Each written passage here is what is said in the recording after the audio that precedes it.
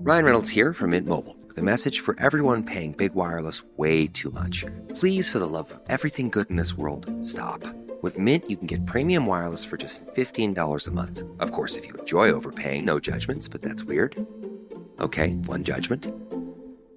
Anyway, give it a try at mintmobile.com/switch.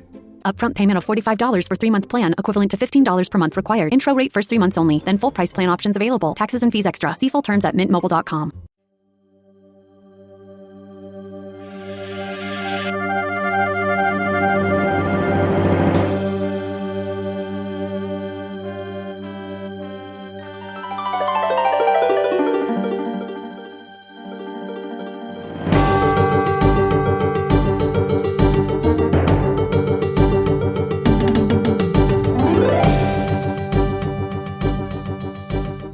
Welcome to episode 69 of the Wilderness Podcast, your old school weekly podcast made by casuals, made for casuals.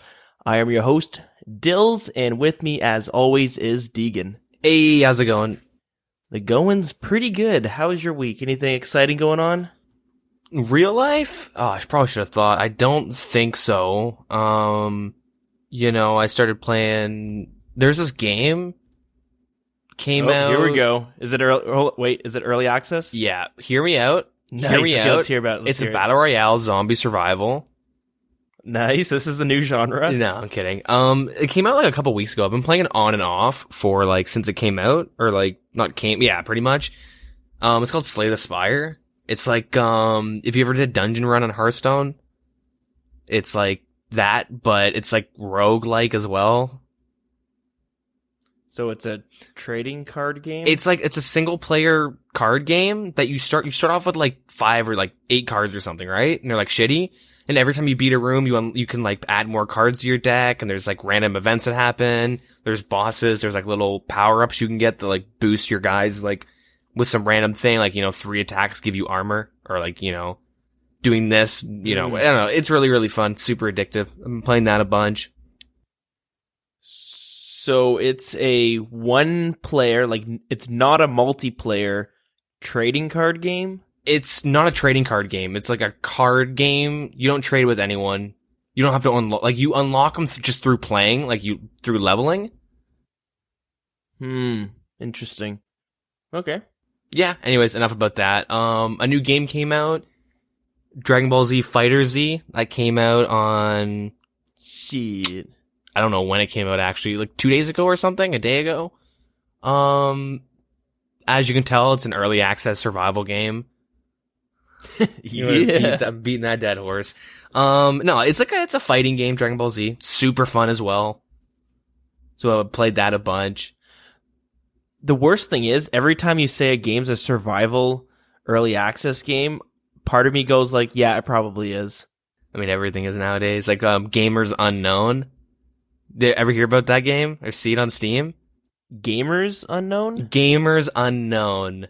It was like a shitty ripoff, asset dump, like just some shitty game, and the premise was like you woke up from a LAN party and you find yourself in a forest. It's like a typical like shitty zombie survival-esque game, like piggybacking on PUBG. Trying to get people confused, I guess, with the name, like, like a parent's like, oh, let's get our son that Gamer Unknown thing, right? That's what it's called. And they get him this abomination. Okay, yeah, I could see that. No, I was hopefully someone knows what I'm talking about, because that shit, pretty funny to look at. Anyways, I'll move on. Okay. I think that's it. Anyways, yeah, RuneScape related. I didn't really play at all, really. I've been like, oh no. I've been actually, I've been playing a lot of League too, so that might be part of the reason why I haven't played RuneScape, but I've been playing. You got the League of Legends bug. Yeah, I mean, I'm bored. I need to change it up. I played some Counter-Strike too, but, played like a lot of like the DBZ stuff, and I just like, haven't played that much League, I guess, mainly because I'm waiting for the price of the dexterous scroll to go down so I can unlock Rigor. Oh. You mean old school. You said League. Oh, did I? Shit, I guess I still got in the mind. That's what League does. It just rots your brain. Yeah, it does. Yeah, I'll just be like, That's why I had to quit that game. I'll just be like raging and shit next episode. I won't even be making any sense. Just hear me like, just fucking like whacking shit the whole time. But just yelling at me after every response. Yeah. You're gonna walk off the podcast. Yeah, man, you can't surrender in a podcast recording. Is it 15 minutes yet? Has it been 15 minutes? Yeah. All right, I'm done. Deagin has left the channel. Yeah, I'm pretty much just waiting for the Dexterous scroll to go down so I can get Rigor and just crank out some raids. Like, I did like a bunch of Vorkath like the week it came out after it got buffed. And I don't really want to do Slayer. I know it's good money, but like, pretty much I don't feel like watching a lot of Netflix and YouTube right now. You know what I mean? Yep. Everything I'm doing or I should be doing, like Hunter and stuff, it just requires me to like just do something else while I do it. And it's like, you know, I got my fight stick working again. Like, I'll make sure I don't fuck anything up. You know, I got that fight stick working again, so I'm pretty happy about that. Dragon Ball Z is super fun. League is awful, but you know, wastes some time. Slay the Spire is fun. So like, I don't know. Yeah, I feel you. Sometimes you just gotta take a step back from RuneScape. This game takes, at least the end game is takes a lot of dedication. It's a huge time sink, and like, it's really easy to get burnt out if you're trying to do it all in one sitting. Yeah.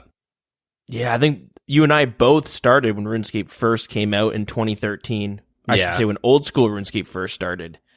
Like, we probably played it the first week. I remember running around with all the lower levels and stuff like that. But yeah, I remember bumping into someone, talking to him, and then finding out he went to our school. Oh, wow, that's weird. And I was kind of friends with him. Not really, but like friend of a friend. And I like chatted to him for a while. Yeah, super weird coincidence. I mean, like, honestly, so let's go on like a little tangent. So if you don't want to hear us skip like 5 minutes. Sorry, that's my armrest. If you hear that clicking, it's like a habit of just fucking with shit. Like the first like month or so of like, maybe even like more than that, I met some of the coolest fucking people. Yeah. Like me and this one dude, we met in like Fight Arena or something, like doing all the attack quests, like pretty much day one. And, we were just like dicking around. And then he started doing, like, he was like doing a clue scroll or something. We became friends at some point. We were talking. Ends up getting like a Robin Hood hat for, I don't know, it's like his third or fourth clue. And, he's like super low level and he like kept it for a while. And then he's like, oh, I'm getting deployed. I'm going off to the army. I'm probably never gonna get on RuneScape again. And he just gave me his Robin Hood hat. Chilled for the night and he left. Haven't seen him since. But like, it's kind of cool to like, shit, I had like a lot of good friends. I mean, all of them pretty much quit. But like, the beginning parts of like Old School was super awesome. I mean, it's still awesome now, but you know what I mean? Like, it was very different. It was kind of cool with everyone resetting and starting over again. But like, I know myself, I got burnt out really quickly because part of it was, and I see a lot of people come into the game. You'll see someone come into the CC and they're like a new player starting over again. And one thing that a lot of people have in common is they like Old School RuneScape, but they miss their old account. They miss the stats they used to have, which is, it makes sense. And then, that's kind of the problem I had is I'm starting again and I'm getting like kind of burnt out because I'm really just rushing to try to get to an account that I used to have, which I was like level 110 back then. And it was a pretty shitty account for the level it was, but still, like, a lot of it was like, I don't really want to be doing this early game bullshit. Yeah, then I would get burnt out and I'd stop playing for a bit. But then I'd come back kind of with a different mindset, right? You're not thinking of like, all right, let's get back to my old account status. It's more like, we're just going to enjoy the game for what it is. Yeah. I mean, you kind of realize how bad you were at RuneScape when you were a kid. Like, I got my stats so quickly. Like, if you look at my RS3 stats, like, they're not that good. Yeah, that's true. Now that you mention it, you kind of had a lower account back in the 2007 era where we both, you know what? quit. I distinctly remember coming home after school, like every day for a couple of days, and I was fishing at the fishing guild, and I would like watch my guy fish an inventory of lobsters, and I'd go cook it, and I hated it. It was so boring. I just didn't think of like doing other things while I did it. Mm-hmm. Oh, that was it. I remember because growing up, you and I we had two computers in our little office with a shitty small TV in the corner. I remember we would both like be arguing about what to put on TV while I was woodcutting and you were fishing.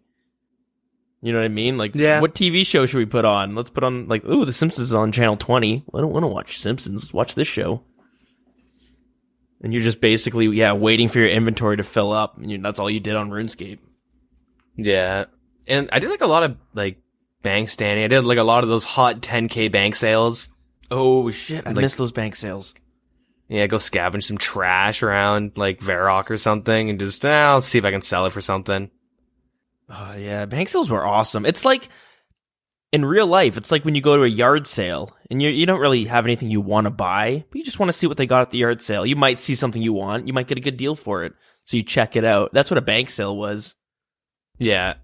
Yeah, so sorry to like end it there because nostalgic's a pretty heavy drug. We gotta put that nostalgia pipe away.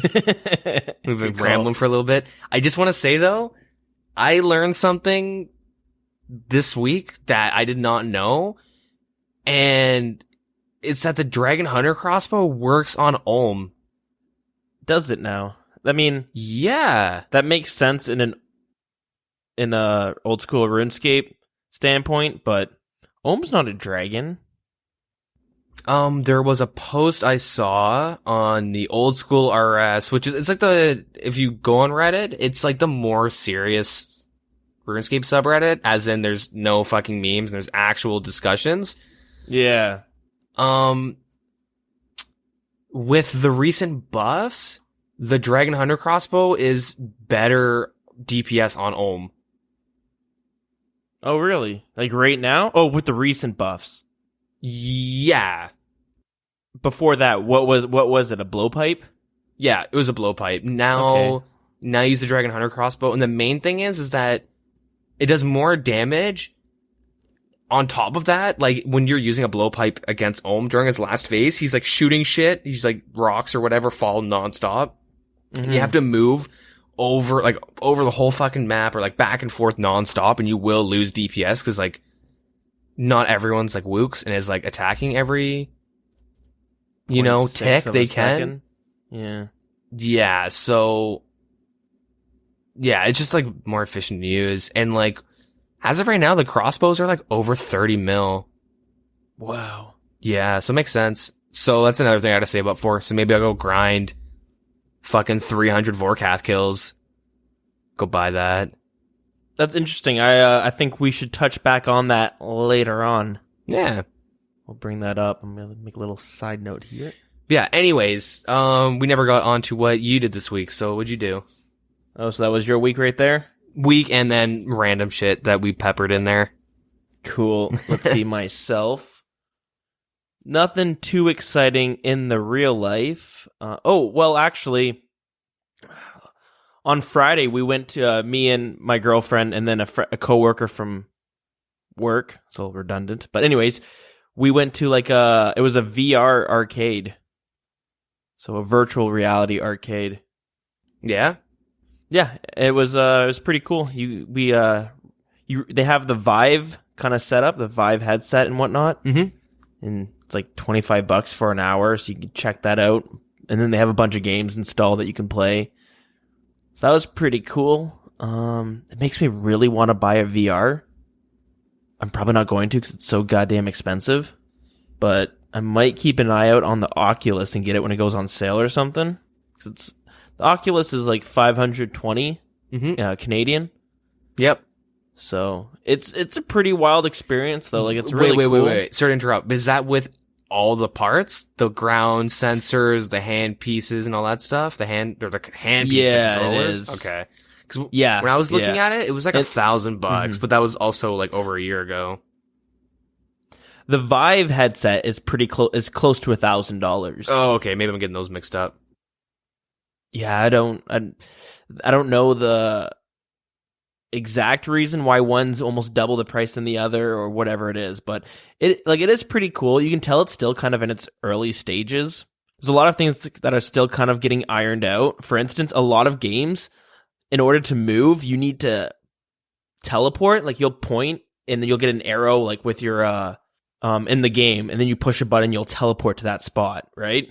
Okay. And that's just so that it prevents motion sickness. Yeah. Like, if you had like a joystick, it gets really tricky. And there was a game that a bunch of the games had the teleport, so I was so used to that. And then we jumped into another game, and it had like the joysticks that made you move.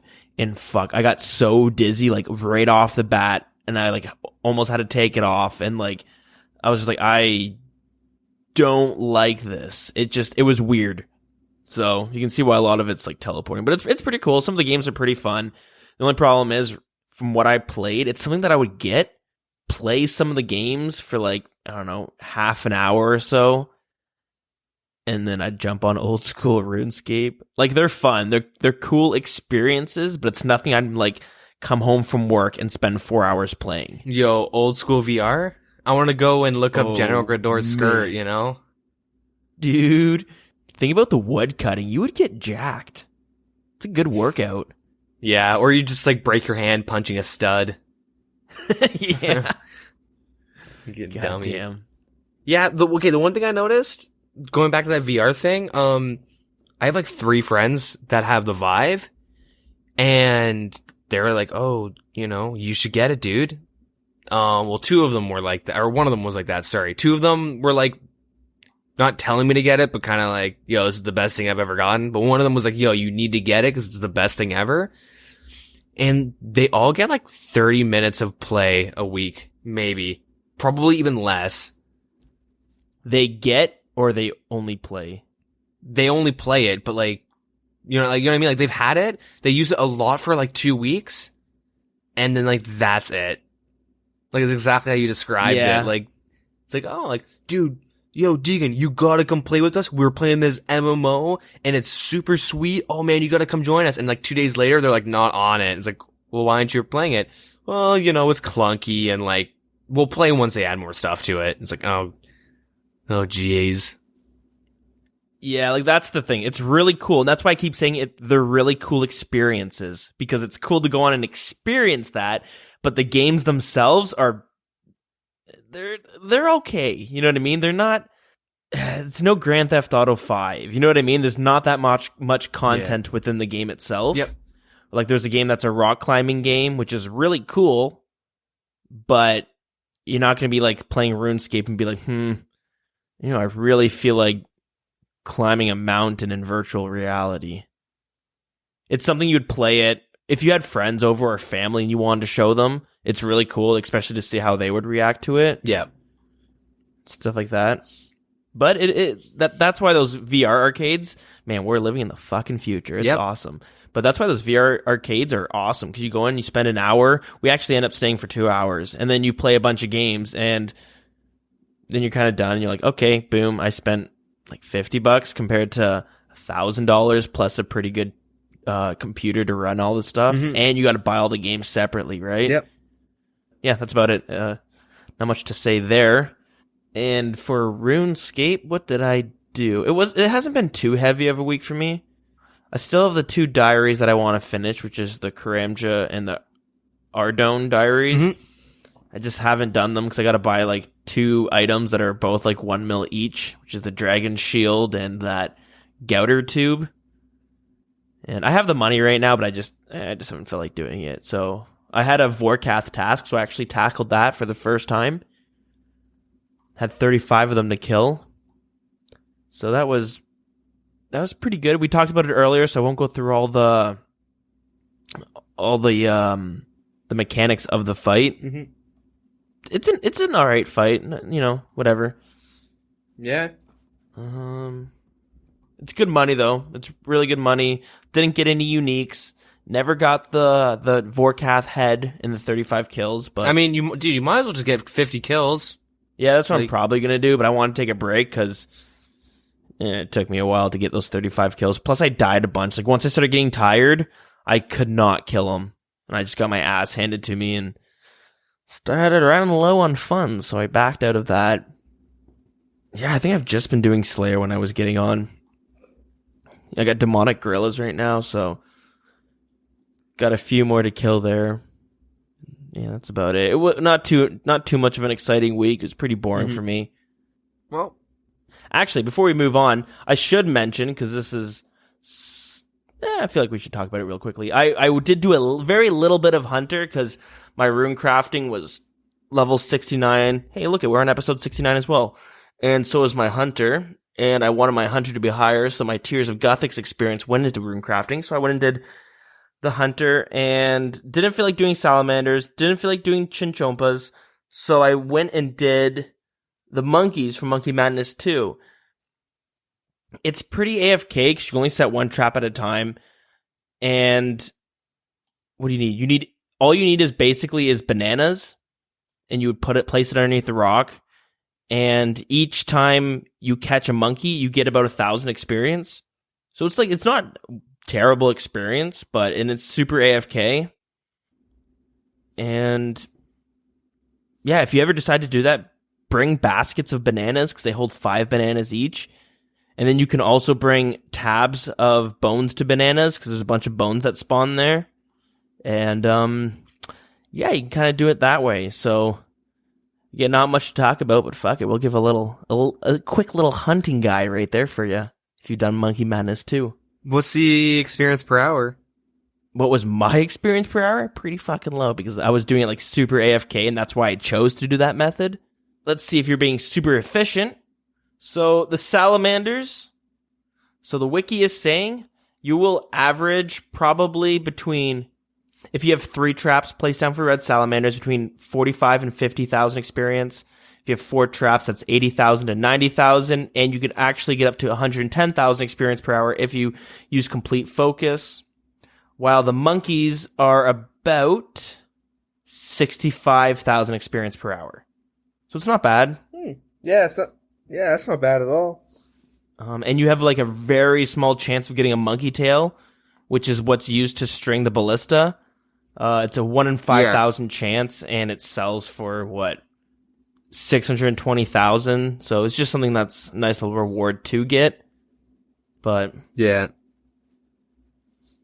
you get that alternative if you don't want to do Chinchompas or salamanders. Because like I said, you can only place down 1 trap, so you place down the 1 trap, and then you just sit there and wait. So it's not too bad. All right, that being said, let's move on to the news. Okie dokie. What went on this week? Yeah, so before we get into the actual news, we have a little update on the mobile data. So previously, I believe we said it was like about 100 megabytes an hour. Mm-hmm. And I was like, oh, that's not too bad considered like other games. And I just didn't really realize what I was saying. That's like, I have 3 gigabytes in my plan. And it's funny that I was saying that 100 megabytes per hour isn't that bad. It's like an hour a day of like old school, but I also use my phone for more than old school. Yeah, definitely. I just didn't realize how much that actually was until someone put it into perspective for me. That being said, though, they gave an update on the usage. What they released was incorrect by a lot. They messed up with like I don't know, somehow. Anyway, so the actual usage will be between 500 kilobytes to 2 megabytes per hour. Wow. And you'll be able to like see, now that free seems cache or download all like the cache and shit for the game, so it like is not heavy on your data. That seems too low. I mean, if it's that low, that'd be amazing, and I'd be super happy with that. But I'm a little skeptical. If you were to hotspot off of your phone and only have the only thing connected to the internet on your computer was like old school, with like the default client and stuff, like, do you know how much that would be? Because I don't think it'd be 100 megabytes. Maybe it would. An hour? Yeah. That's the thing. I was doing it a lot when I was in those Airbnbs, and I've done it before when I just didn't have internet set up for whatever. But the only problem is I was usually I use the OS Buddy client. I probably did some Reddit browsing. I might have watched some YouTube videos. But after like, let's say like 2 weeks, I would have a couple gigs clocked. So it's hard to say, right? Yeah. Yeah, apparently that is the update though. So cool. That's pretty good. Yeah, I mean 98% improvement. Oh yeah, pretty hot. That's huge. And you have 3 gigabytes on your plan? That sounds horrible. Yeah, here's the thing. I rarely get even close to 3 gigabytes unless I need to use my phone in like, okay, so like I'll never really go over my data, but then once I go to the cottage, all of a sudden someone grabs my phone because I have Spotify Premium and they don't, I guess. They don't even use Spotify because they're all fucking weird. And they'll just, they like their iPods, like their old school iPods. They're all weird. But they'll plug in my fucking phone. LimeWire days. Yeah, they plug in my phone and they just start plugging in whatever they want to listen to. And like, yo, here's your phone, Derek. And I'll like look at it and it's like, you're 113% over your data. It's like my thing reset. I made sure to time it up so it reset just before this weekend. It's day 2 of the long weekend. How am I out of data? And like they've just, well, it's an exaggeration, obviously, but like I'm not literally getting, 2 gigs in a day, but like, or 3 gigs, but like, you know what I mean? Shit kills my phone. So like, you get damn close, and then you go like 2 megabytes over your data plan, and then Rogers is billing you for fucking an extra $300 on top of your bill. Mm-hmm. God, they're such a shitty company. I know in Canada we get like one of the worst mobile phone plans. Yeah, we're pretty trashy like that, but yeah, whatever. But yours is pretty. I got 10 gigs, and I get throttled when I go over my limit. So I never get charged more. Yeah, I should probably you gotta update get your mine. plan switched. Yeah, that's a good idea. That's Yeah. crazy. Yeah, we should move on I'm though. on my fucking phone all day. Yeah, let's move on. Yeah, we're kind of rambling too much. So yeah. So the first update I guess we should talk about is the Barbarian Assault Ranged rework. I think we talked about this in the past, actually. Yeah, when they first proposed it, right? Yep. So they did an overhaul for the Barbarian Assault Attacker, the ranged attacker role. This is coupled in with, hopefully, yeah, I think it's coupled in with some updates towards like the new dragons and all this stuff. So because this is the quality of life month. Mm-hmm. So a lot of the updates will be like all over the place. So anyways, we'll just start from the top. So they made they want to make a little like balance change to Addy and Rune Dragons. Okay. The Addy and Rune Dragons, they're supposed to have a guaranteed drop of 1 bone per kill. And they were like, that's OP. It's definitely gonna be worth more than Vorkath, I guess, like doing these dragons over Vorkath. Yeah, that gives them like consistent money, right? Yeah. So I think they added on top of the money that's consistent from the rune bars and the adamant bars. Yeah. So wait, do they drop those? Yeah, 1 runite and 1 addy or 2 addy. Yeah, that's fucked. That's stupid. So there was a chance, I think it was like 33% or something, I don't actually know, to get the superior bones from the dragons, but they want to just completely remove that just to get rid of some of the money from that, which I think is pretty reasonable. I do think that they should be like not the best money. You shouldn't want to camp Addy and Rune Dragons over Vorkath ever in any situation, unless you literally can't kill Vorkath. Like you died him too much and it's like an alternative. Yeah, it should be an alternative or like, yeah, exactly. Yeah. So the last balancing change that they talk about is the Volcanic Mine. So in the final stages, the Volcanic Mines boulder will take more damage if less people are contributing to chipping away at the rock. And normally they wouldn't make this, but the intention is to promote everyone working together to mine the rock in the final few stages of the mine, as opposed to letting one person reap the fragments rewards near the end. Makes sense. I don't know why. I guess it doesn't really work with Winter Todd, but people do solo Todd for like crazy amounts of points and they get like a shit ton of loot per kill. Yeah. So I don't know why they make a change. Like, maybe, I guess it's probably a bit different. Yeah, that I'm not too sure. Because I hope I'm not speaking on my ass here, but I've heard that Volcanic Mine isn't as popular as I assumed. I'd never assumed it was going to be as popular as Wintertodt, but I thought that the Volcanic Mine world would always be fairly full. Have a fair group that's always consistently going, but I think the main thing is that it's really shit experience. Is it? Yeah.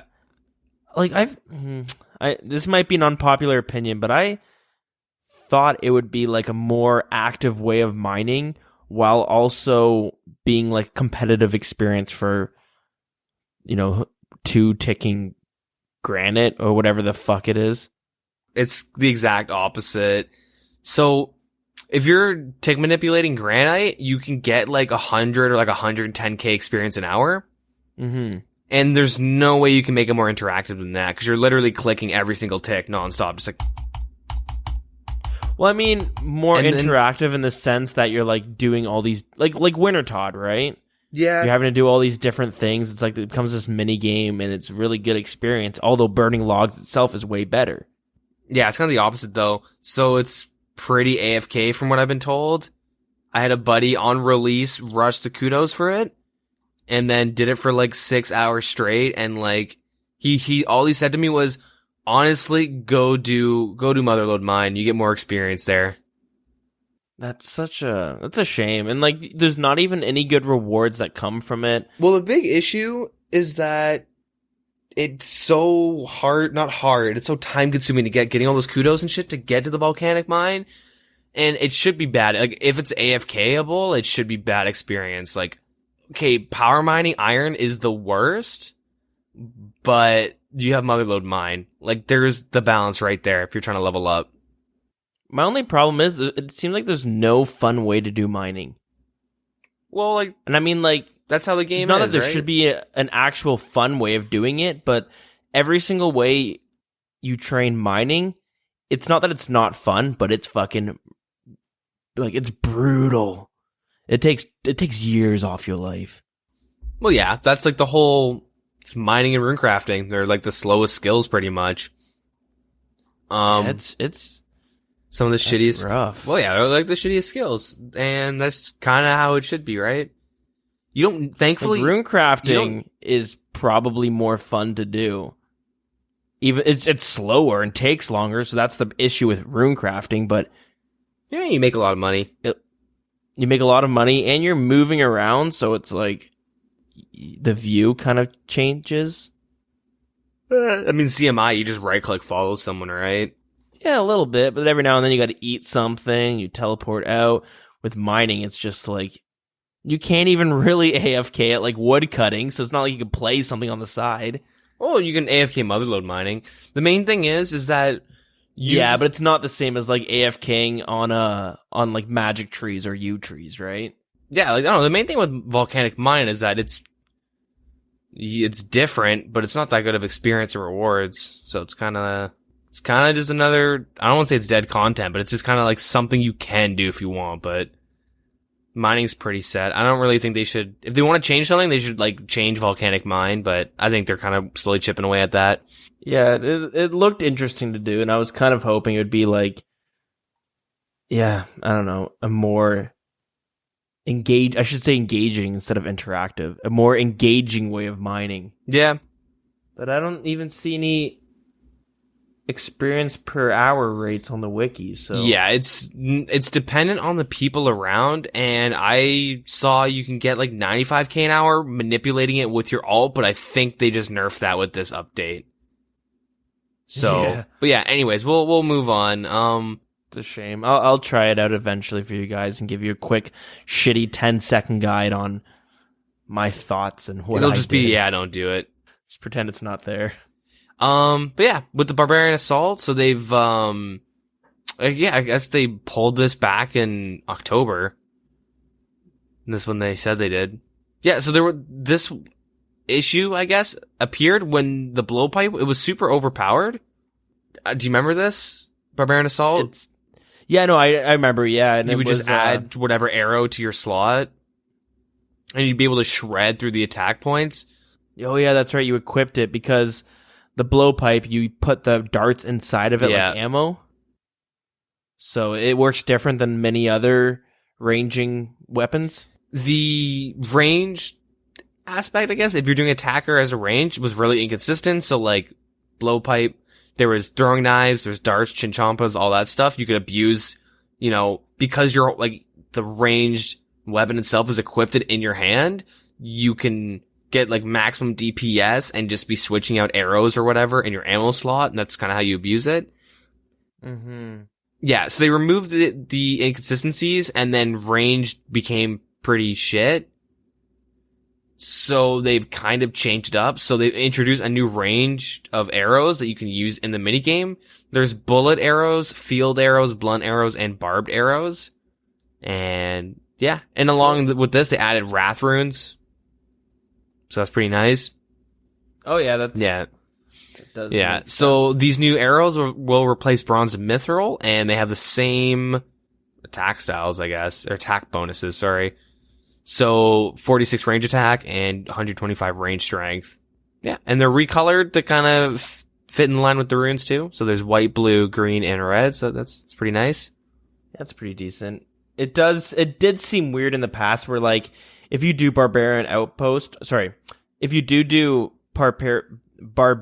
assault, most of the time if you're in the attacker role, melee outshines magic and range just tenfold, because the way that it's set up is, if you probably know that with melee, the guy calls you and all you have to do is change your attack style. So let's say you have your whip.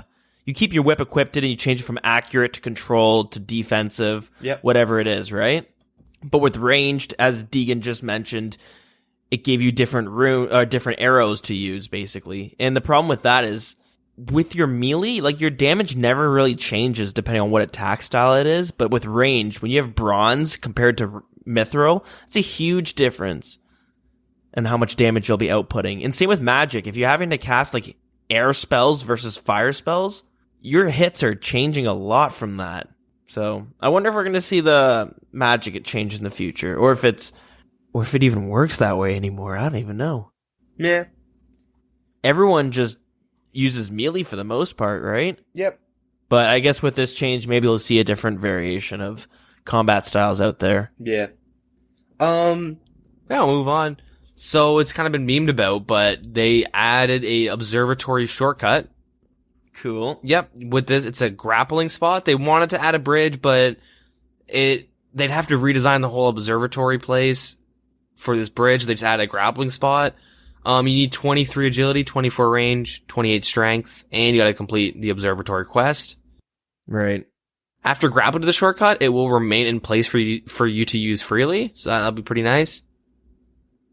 Oh, interesting. Yeah. The Dragon Bone necklace has already been buffed, so we're at that plus 12 prayer bonus. And cool. It has the prayer drain effect has been removed, but it has a 9-second delay. So pretty big buff to it. Hopefully we find some practical uses for it. So it seems like with the Dragon Bone necklace, it was at about 4 mil before this update, and on the day of this update, it spiked up 500k to 4.5 mil, and then it immediately dropped down to about 2.4 mil, and it's been crashing ever since. It looks like it's currently sitting at, OS Buddy's saying 1.7 mil. Damn, go buy some up. If it's that low, it'll probably rise back up at some point. Either rise up or Jagex might buff them, just because I'm pretty sure they don't want this to be like a useless item. Yeah. It seems like they wanted something to happen with it, which is why we've seen these changes. And it's just kind of funny if you look at the market. It seems like people thought like, oh, this necklace is going to have some use, and boom, they make the suggestion, so it goes up a little bit. They're like, okay, this is finally going to, they're going to buff this necklace, and then the update happens, and then everyone realizes that didn't change shit. Yeah. And then they just offload it. It just crashes. Yeah. I do find it funny that the picture they show was a guy chinning at the monkeys in Monkey Madness 2. But everyone knows you get free prayer without the necklace, so why the hell would you ever bring this necklace? Yeah, okay, fair enough. I mean, come on, Jagex. It will help. You'll leave. I don't know how. It won't. It actually... No? You lose a lot of experience over time. A lot. Fair enough. The thing, you can go there with, 2 prayer pots and walk out with the full inventory. Is that how it works? They drop 1 dose prayer pots pretty freaking often. When I would go in full mage bonus, with next to no prayer bonus, I would go in, I'd have, my imbued heart, I'd have, 2 or 3 pots, I'd go in, I'd walk out with the full inventory. Or, close to that, because my runes ran out sooner than I expected. That's a goddamn shame, I tell you. Yeah. Jagex, come on. Like I said, we're going to keep our eye out for this Dragon Bone necklace, because I have a feeling there's going to be one Slayer task. You're going to be like, oh, this is half useful. Yeah. Or there's going to be some little reason. You kill it, and you don't have the bone necklace, you take 30 damage. I have some bullshit like that to just drive the price up. I would not be surprised, but... Yeah. So they buffed the Dragonfire ward. They brought the melee defenses, or they increased the melee defenses by 10 and the magic defense by 6, just to kind of bring it more of what it should have been. Yeah, a more tankier alternative to having your ranged offhand. Comparing this to the Twisted Buckler. Twisted Buckler will be better offensively, but it'll be a little bit weaker defensively, right? Mm-hmm. They added the buff to the super anti-fire, so now they're 3 minutes instead of 2. Yay. Yeah, I don't know. You can make extended super anti-fire potions that last 6 minutes. Yeah.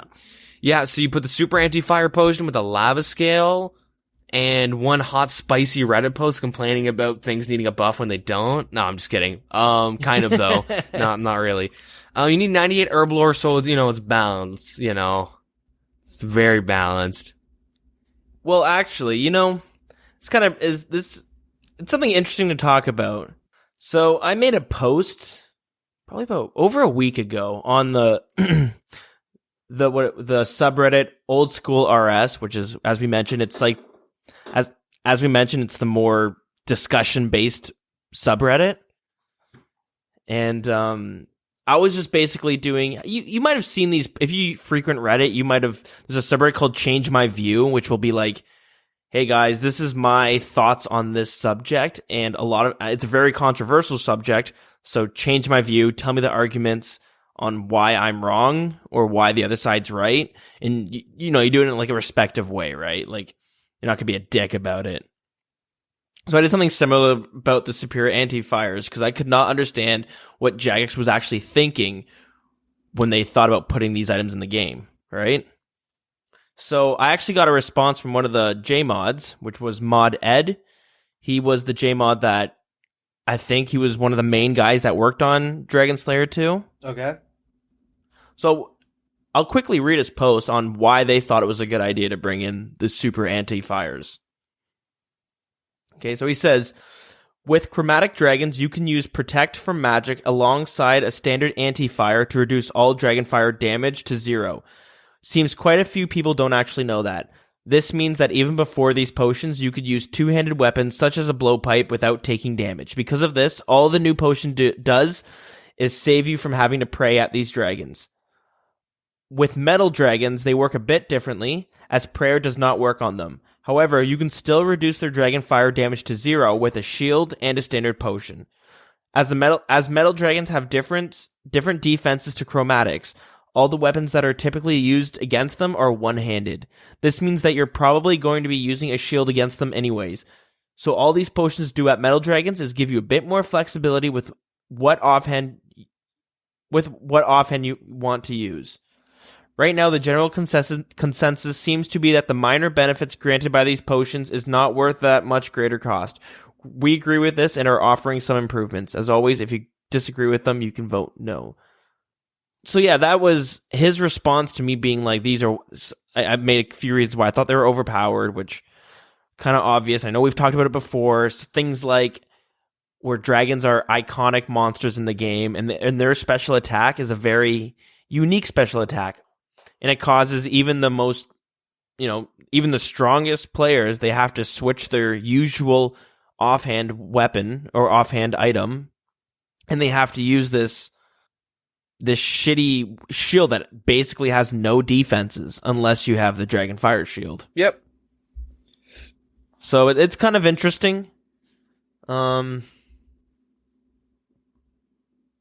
I think part of the problem is a lot with this game. I always look like into the future, like the future of this game and the future health of this game. And sometimes I catch myself looking like really far into the future where like I'm talking about the next dragon boss they decide to bring into the game, which might not ever even happen. But again, this is where it gets controversial, right? Where I understand what Moded is saying, and I kind of agree with him on those points. Like, okay, yeah, that's true. You can negate a lot of the damage, but I just worry that in the future, this is going to fall into the category of, great, now we have to work monsters around this item, similar with the blowpipe and similar with the Dragon Warhammer, and the Twisted Bow, right? I mean, they had to, when like Twisted Bow came out, they had to nerf buff. Hard to explain, but they lowered General Grador, like Bandos boss's magic by a lot. So now slight rework of his stats. So now you can blood and ice barrage him, which is kind of busted. Right. But this will kind of add to it. So wait. So Mod Ed was saying that a lot of people didn't know that you can pray magic with the shield. What was he saying? Well, it's so like with brutal black dragons, you drink a thing and you pray. Yeah, you pray magic and you negate all like a bunch of the damage, right? If you go to brutal black dragons, everyone's using a law book, a crossbow, and they're praying magic, and that's why there's an altar like right next to the place.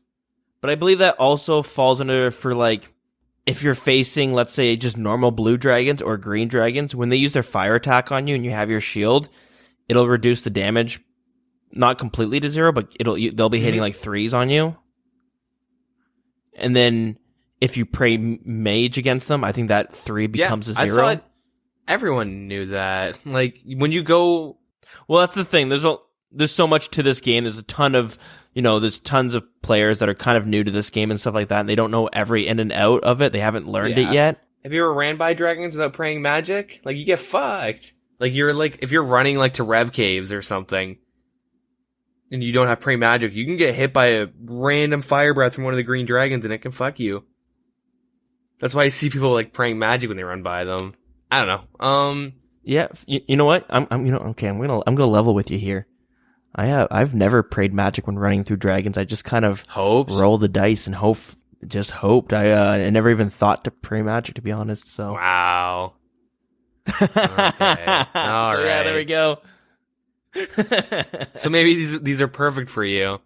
See, exactly. I'm gonna be real. Specifically made for me. I'm gonna be real. Whoever was like the first person to like really push this idea of like the super anti-fires last 3 minutes couldn't kill Vorkath in 2 minutes, and they got pissed they have to waste a dose on an extra dose on a kill. That was me when I was doing Vorkath. I had to take 2 doses. I never complained about it. I never was like, we need these extended versions. I think the extendeds are a little bit ridiculous because 24 minutes of complete fire immunity. It's for one potion. Yeah, like that's the thing. Like, so here's if you're going to KBD, like my trips at KBD last like between 15 and 20 minutes when I'm soloing. Yep. But now they're gonna last 24 most likely. Not only that, you could probably bring the blowpipe. Yeah, exactly. And be able to solo it with your blowpipe. Yeah, like I'd probably run out of inventory before, like, whatever. I can complain about this for a while. I do think it's really silly, and they're kind of shooting themselves in the foot, but it's balanced because you need 98 Herblore, right? That's the kind of what their thought process is. Yeah, now the only issue is, there's 2 issues there. One, will people with 98 Herblore be able to make money by creating these? And I guess that's it, right? Because they're tradable, so that's the problem.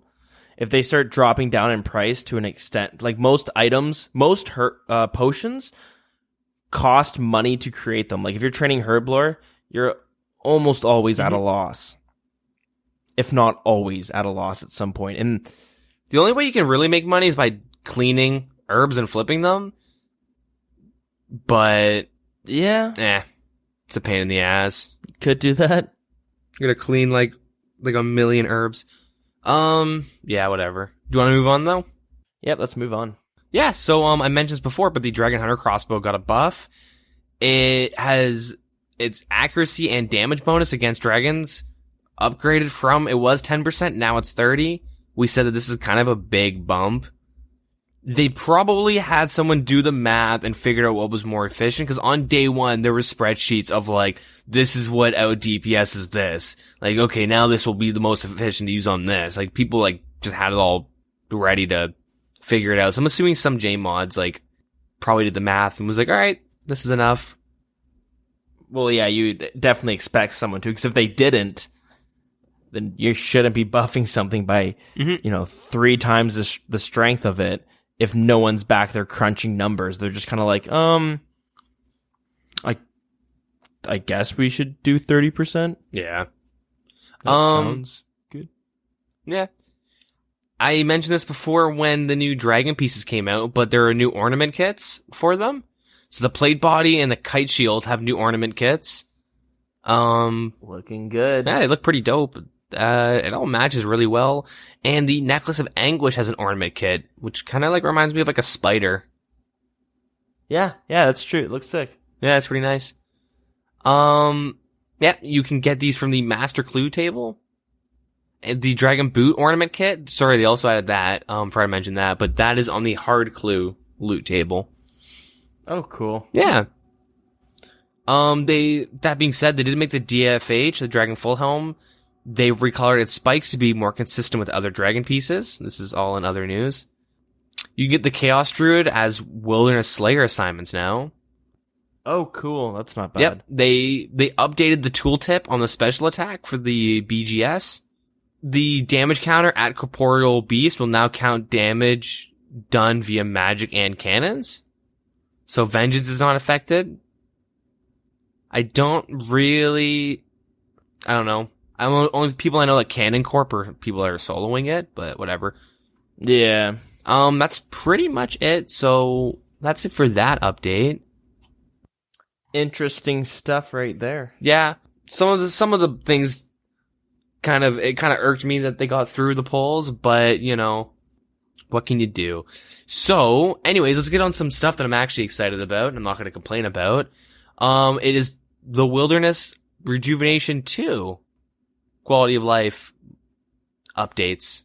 No way. We gonna talk about the Wilderness Rejuvenation again? Yep. Oh man, I fucking missed this. Alright, let's go. So they're gonna be starting, these aren't out yet, but they're gonna be adding this coming soon. And it looks like, okay, this is the shit that gets me excited. So, first of all, they buffed the Revenant Caves, so that's perfect. That's exactly what I love. Yes. We could come back and do some segments of us complaining about shit. Is that what I'm hearing? Oh yeah. Actually, well, Rev Caves are trashy, but anyways, that's not what I care about. So the Major Arena 2 boss mechanics have been altered slightly to feel more challenging. I don't know what they mean by that, because I found it challenging enough that I had to save spot it and like abuse mechanics to kill it consistently. I think the problem is like it's just like an RNG based fight. You just hope he doesn't hit you and you hope you hit him. When he's maxing like 30s on you like 5 times in a row, like what do you do? But there's sometimes I went and I only used half an inventory, while other times I got like my whole inventory got crushed and he was only at like a quarter health. But yeah, so they altered his mechanics more to feel more challenging. Hopefully I wish they would kind of specify, but whatever. They've completely recreated the Major Arena 2 boss graphics and new assets. Cool. No way. Yeah, you can no longer use the Twisted Bow against them. Right on. And they've expanded on the story of the Major Arena 2, and it follows more closely, or it will now follow closely. Holy shit. It will now more closely follow typical lore. Jesus, that's hard to say. I don't know why. It's worded kind of weird, but so it's gonna have some lore. Yeah. No way. Yep. So they have a lot of detail, and everyone hated all the shit they did, so they kind of just released all this stuff early to like let you know, like, what do you think about this stuff? Blah blah blah blah blah. Mm-hmm. Have you seen the Guthix boss and the Saradomin boss? Yeah, I got them pulled up right here. Actually, they both look pretty cool. The Guthix is an Ent. It's the Guthix Ent boss designed by Mod Ghost. And Mod Ghost I really like the shit he makes. I think he makes really, really, like, I love it. I mean, I like the Saradomin Knight, which was made by Mod West, but the Ent looks so badass. Its animation of it, like, coming out of the ground and stuff, like, kind of sprouting. Yeah, that does look pretty cool. Although we don't have an animation for the Saradomin Knight, so that could be different. But like, one of them works harder than the other, you know? Yeah, it does look good. Like, I'm just saying, how the hell do you top that? That's probably why there's no animation for it, because he probably like, you know, it's like if you're doing presentations and like someone has a really really good presentation and then like. You could go next, but you'd rather wait for someone else who isn't that good.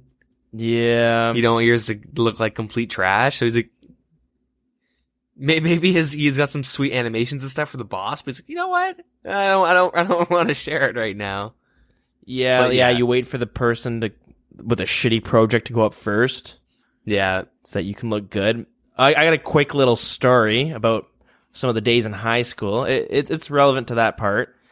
I was in music class and I played the trumpet, but I was literally the worst person. Like, I was the worst in my class. Like, by far, I was just horrible. And the way our tests would do was you'd have to play a song, and then it would be someone would randomly get selected, and then they could choose whoever goes next. I went second for every single fucking test. Every test, I would get chosen second after the first person got chosen by the teacher. Nice. And it's not even like people are going to gaff on their friend, like, oh, I'm going to get Dylan. Oh, it's going to be so funny. It's more like, yo, this guy's so bad that I'll just do him next because everyone will forget how bad mine was. Yeah. Every goddamn time I was chosen second. Oh, I hated it. When it was my turn for music class, I played the xylophone. Dude, so you had percussion. That's so good. I had... The thing is, my percussion partner, so there's drums and xylophone, you're supposed to switch every week. He was a dick, would never let me play drums. So, and like, we had a drum set at home, so I could practice there. And, so I would fucking shred the xylophone. You know, it's like, dude, we do like, Canada for like some big assembly, and they'd be like, yo, Deagin, you want to go play it on the xylophone with like the choir and everyone? And be like, oh, dude, it was awesome. But when a test time came, my partner was like really, really bad. He's like, all right, dude, you got to show me how to do this. And I'd be like, oh, I got to go to the bathroom. Yeah. See, that sounds so much easier. The problem, okay, I'm not going to go on this huge tangent. I'm just going to explain real quickly why I was so bad at the trumpet. Because it's not because I didn't practice. I practiced really hard, but everyone else in my class, in their elementary school, so from grade, let's say 4 to grade 8, they learned clarinets, flutes, and like trumpets and stuff. And then in grade 9, when they went to high school, they just kind of went into that one. In my school, we played like the recorder for like 2 years in grade 4 and 5, and then we went and played like acoustic guitar. And then when I went to high school, they didn't have guitars or recorders. So I just went into the trumpets because I needed more people in the trumpet section. And yeah, that was that's the life. Yeah, that'll get you. So that's the analogy of both these guys. I mean, okay, the Saradomin Night boss looks fucking cool as hell. I really do like him. I like his like blue hand and shit. His sword too. Cool. I do like a sword. Like I really like it. The only thing is, his armor kind of reminds me more of like Armadillo, an Armadillo like dog. You know what I mean? Looking at it, but yeah, it's got like the pointy ears or something like that. But I mean, Armadyl and Saradomin are slightly aligned together as we all know now, right? Yeah. So we've been educated on lore a little bit. So kind of related, because like, okay, I was thinking, why wouldn't they just make them some sort of like holy angel-esque thing? But we know that the Chinese overlords did buy Jagex. And we speculated in the past they might be trying to get a RuneScape version into China. Like RuneScape into China, but there's an issue with like gods and demons in their games. And skeletons and shit. So maybe they didn't do that, so these assets could be used in that if that ever like happens. Yeah, I mean, they would have to change some, but maybe I don't know. These are pretty cool though. I'm really excited to see the Zamorak one. Yeah, that's what I'm saying. I wonder what the Zamorak's going to be, and I hope they didn't leave it out because they're not going to change the Zamorak. I hope it's like well, demons are fucking aligned with Zamorak anyway, so we'll just leave it out. I hope it's just like a puddle. What? Just a puddle. You're like walking and just like a red puddle, not even a puddle of blood, just like you just start taking damage. Like a red 3x3 square that you're fighting. That's a jelly? No, like a flat 2D on the ground, just piece of paper. Just the laziest thing that they could come up with. It just has Zamorak typed out. Yeah. You just fight the text. Comic Sans. Yeah. But yeah, the Rev Cave changes. We'll go like more into detail because I love the Rev Caves, as you guys know. They'll keep the NPCs as they are, and they want to create brand new assets for all their unique drops. So drop table changes, increase the likelihood of landing on the normal loot table instead of coins. Remove some of the lesser valuable drops. I'm hoping that's like rune warhammers and stuff. Increase the quantities of regular loot and tweak various weightings across the normal loot table. All official 100 times drops will be removed. Added a 16, 8, and 4 mil statuettes to special loot table and change the odds on the special loot table to accommodate this. Okay. You should average 2 mil an hour, and we're open to replacing the statuettes in the future if unique rewards can be agreed upon.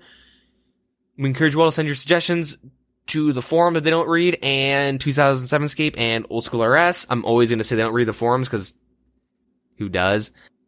I tried to. Yeah, they're pretty much saying, the thing is, I don't like about this is so passive-aggressive with like, yeah, okay, so we took out like Dragon Plate Leg times 100, or we're going to, and we're going to add like these statuettes that are worth 16, 8, and 4 mil. I mean, it's kind of shitty, but you guys voted no on all the cool uniques that we took from RS3 and wanted to put in this game. Yeah. So it's your fault. I mean, I mentioned this in the past. If they took out these items and added PvP armors that weren't tradable, would you, like, okay, so it's let's say it's like a 1 in 1,000, right? Let's say you have to kill like 1,000 to like 1,500 revs, like the higher end revs, not like imps and stuff. Let's just say like the medium level revs, 1,000 to 1.5k to like on average get the full set of like a PvP gear that's untradeable. Would you be more okay with that as opposed to tradable? Again, my problem was with the stats, right? The stats were a huge jump from what we currently have. So yeah. I would be more okay with that, because of how hard it would be to get. And like, you know, you get killed and you lose it. You can't just go out and buy another one because you like to stake all the time. Or let's say because you're a streamer who gets a shit ton of donations to go PKing, right? Yep. So they're able to have a bunch of these items stocked up in their bank. If they have to go out and actually grind it Iron Man style, I'd be more okay with it. But even still, like it was the stats I was always not cool with. Yeah, the stats were pretty high. But like, here's one thing. Av's Assembler is literally 2 times better, a bit more than 2 times better than the Accumulator. So the Accumulator is +4 range bonus, and it's got like 4 magic defense, and that's it, right? Yeah.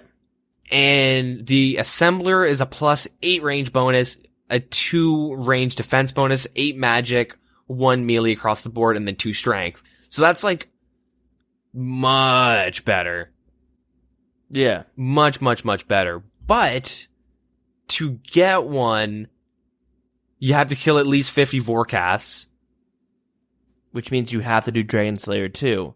And then grind a boss, possibly like 2 to 3 hours of grinding a boss, right? So you have to get the stats, get the 200 quest point requirement. Like, it is a grind to get these, right? Yeah. I mean, it doesn't seem that bad for us because they came out with the stat requirements and I looked at them and went, okay, I'm good. I don't have to worry about, I had all the requirements already. And I think I said you get one every 50 kills, but I'm at over 100 and I didn't get one on my 100th kill. I have 4. Yeah. I have 4 or 5, but I got them all within 50 kill counts. I got really lucky. You get your first one no matter what on kill count 50. Yeah. But then the rest is one out of 50. Yeah, it's RNG based. Yeah. So if you want to go deep worldy PKing with it, so if you're under 20 wilderness, you have to repair it and it's cost 75k, which is quite a bit of your edge PKing with it. That's quite a bit, 75k repair. Yeah. And then if you lose it in 20 wilderness, that could potentially be 4 hours of grinding to get it again. Not, you know what I mean though? Yeah, definitely. 5 hours of grinding, 4 hours depending on your stats or whatever and how well you can kill the boss. Yeah. I know that the armor is people don't really PK in full Torags or Bandos deep wildy. But if they... Generally not. Well, yeah, unless you're Spark Mac and you have 80 Ellies. And bullshit. Not jealous. I don't know. I feel the more I think about it, I'd be more okay with those armors, even at their stats. I do think their stats are way overtuned. The ones they suggested, maybe they tuned it down a little bit, but if they made it untradeable and they made it the equivalent of getting something like the Assembler, because they wanted these guys to drop the best in slot range gloves. You remember that? Oh, yeah. Us included, we're no, we're open to the idea. It is silly that the Barrows gloves is the best in slot range gloves and melee gloves. Mm-hmm. And it used to be Mage up until this year. Well, I guess last year. But, we don't want it to drop from a kill, and I think it might be the same thing with these unique armors. Yeah, the only problem is I do not think we're going to be seeing these unique armors coming back. I'm pretty sure they locked that shit away and burned whatever box they put them in. Yeah. Instead, we might see more completely new uniques. Maybe the minus experience genie lamp, which, I mean, I'm not going to go on about that item there, but you can see it. They don't really know what to put in the fucking revs drop table. They have no idea, which is why we have construction items in it, and those sell for a fair bit now, right? Yeah, and it's also, what do they have, a 1 mil, a 4 mil, 8 mil, and a 16 mil? I think there's another type of statuette plus the emblems you can get. After this month, the drops you're looking for are statuettes. Yeah, they're gonna be, it's GP. You may as well be getting a 16 mil GP. Yeah, that everyone sees. And it's really silly that, they don't even know what to put in it because they're not specific and they just add these statuettes. But, I don't know. I don't know. I kind of just hope that they come up with something better. I hope they take a look at all these other people who are pitching ideas like this. For example, the construction, the thing to build the obelisk. The big issue is that they do, but it's the loud minority they listen to, right? They listen to the same guys that made PVM PKing Spade, PK Spade meme for, 2 months straight. Those are the guys they listen to, the guys that just shitpost nonstop, and then, one of them's hey, black background, yellow text, here's my idea for EXP lamp, and then, next week they're polling it.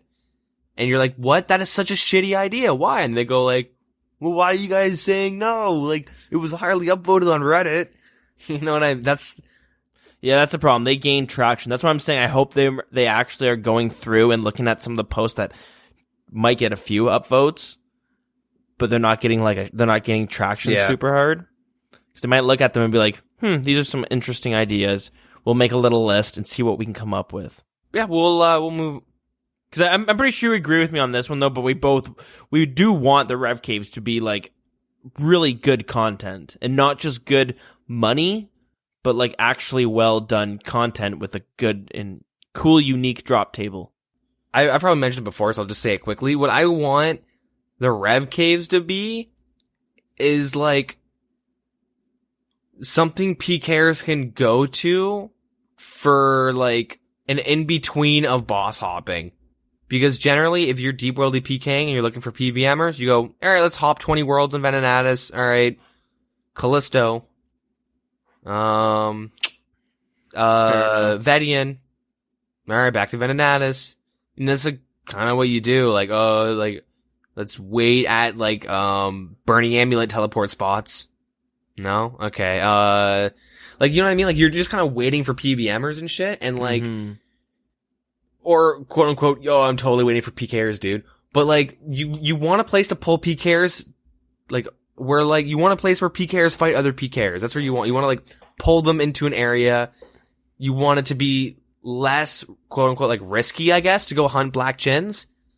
You're gonna go hunt Black Chins and have fucking Abyss come up in, like, 500 mil risk and just kill you, and you're like, that's fun. He's like a Twitch streamer that, like, risks 500 mil and just kills Black Chinners all the time. It's disgusting. Yeah, I don't know. Okay. Whereas, like, Ellie's and shit, you're like, okay, go, alright, whatever. There's 40 guys, they're all TBing. Okay, alright, well, I like hunting in the wilderness. Oh, I like bossing in the wilderness. Same thing happened. It's like, you wanna make the PKers go stand in a spot where they can have their fun.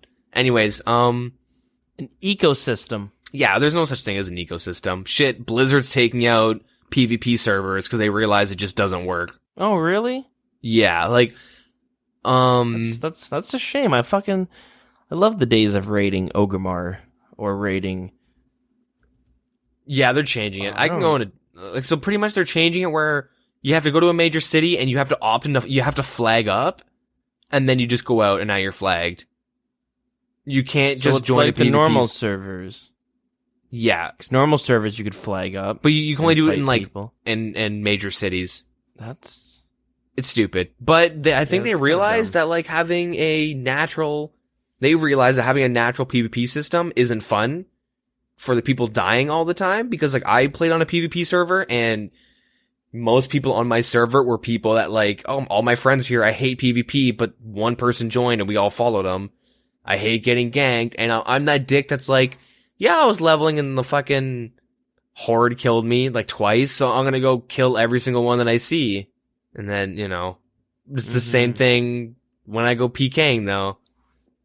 It's like, I fucking die all the time as, like, a PVMer to these guys. I'll kill some PVMers and I'll go fight some PKers. But the PKers are the ones that, like, run away more than the PVMers silent. I've had more people try and anti-PK me than people have a fair fight with me in the wilderness.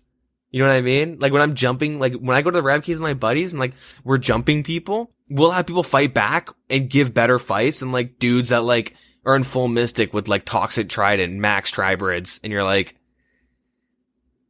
do you know what I mean? Like, they fucking will Ice Barrage you and just run away, Venom you and leave. Yeah. And you're like, oh. fair enough. Ecosystems don't work. They have to kind of force interaction between PKers, and it's gonna die if not. But, anyways, sorry, another ramble, but, so for this upcoming month, so the first week, which was this week, was the PVM update, which was the Barbarian Assault, the Rune Dragons, you know, all that juicy stuff. Next week will be skilling. Week 3 will be PvP, so that'll be the Mage Arena probably, I'm assuming, and, like, all this rev trash we're talking about. And then week 4 will be mini games and other, so things they forgot pretty much. But, Last Man Standing coming back? nah, it's dead. They're pulling out the defibrillators? Be the last mini game standing. I'm just saying, if you want to go scam someone, go to Last Man Standing, because no one's going to be there to tell them, hey, you're getting scammed. Too true. I'm sad now.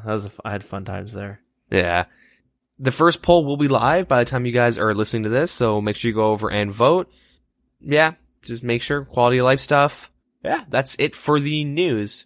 Cool. Always like the quality of life stuff. That's always it's good. It's good to see them slow things down, take a look at the game they currently have and go back and fix things and make things better, because a lot of stuff in Old School RuneScape slightly broken or is slightly shitty to do.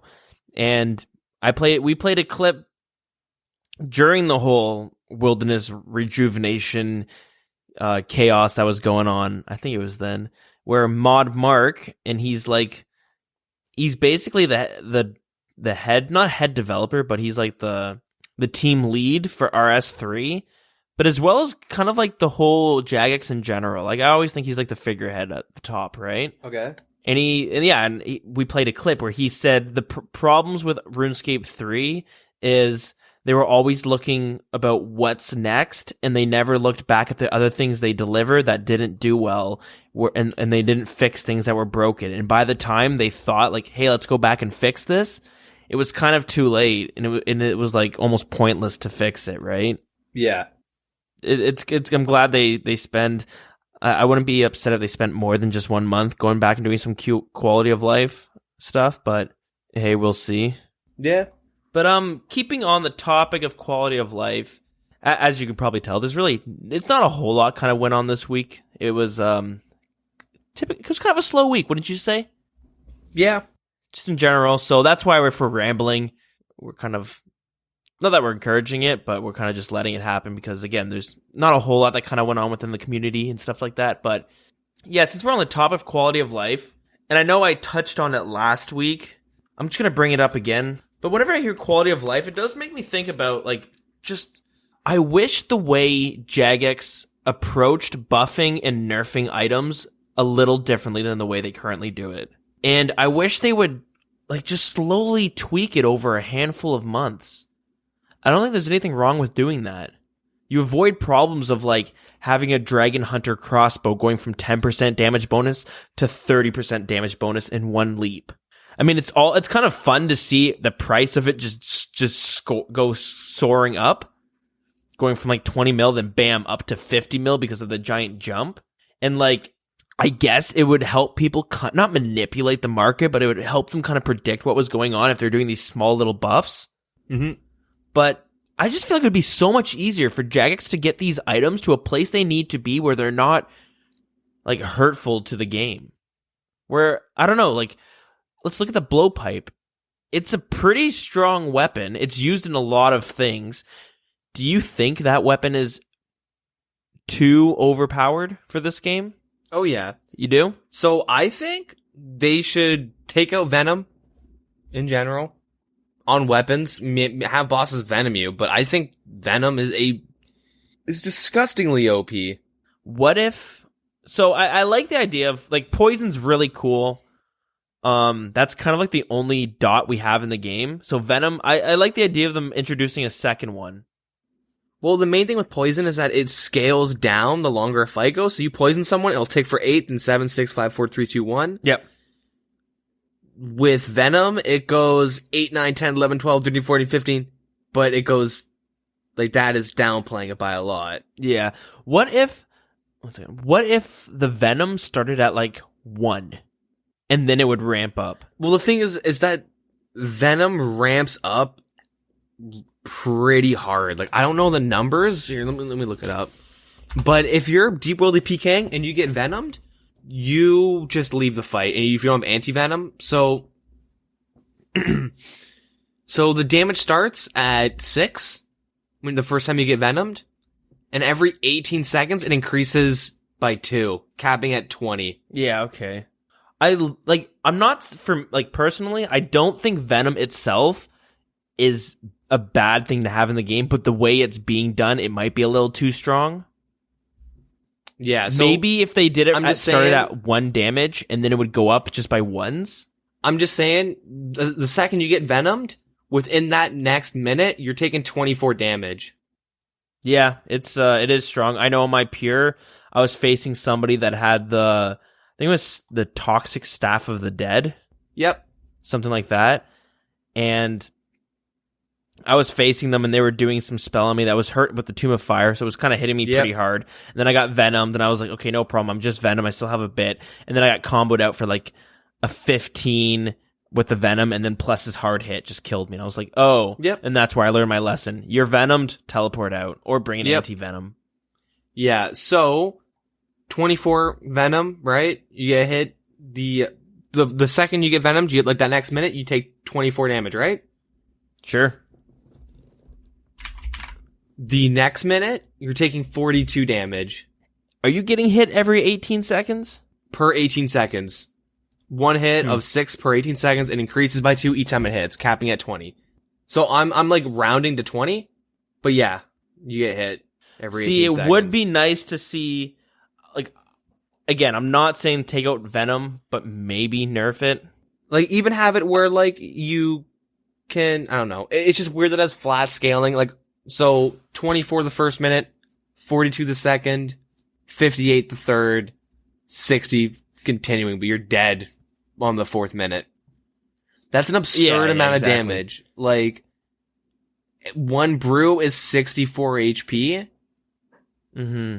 So you're, like, going through multiple brews to Venom alone. And, like, if you're getting hit every, like, 2.4 seconds, let's just say, you know, by a random person that's, like, you know, hitting you with whatever, maybe your Tribert or whatever, like, yeah, you just take a lot of damage, and it's weird that you can get hit by a spell that venoms you.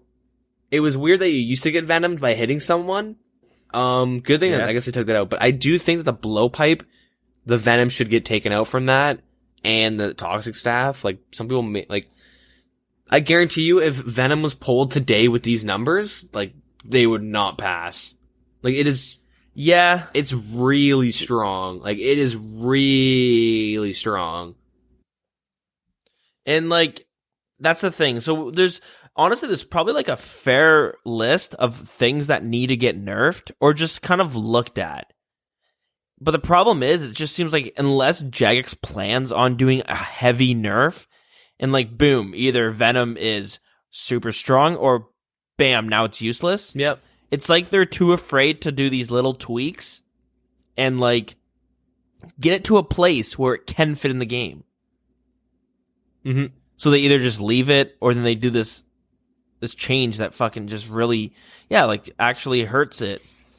And same with buffs. They, you know, Dragon Crossbow again goes from being, you know, pretty, and like the problem is though is like it seems like they, I don't know. Let me ask you then. Do you think they should be pulling nerfs and buffs to items? No. You think they should just do it as they see fit?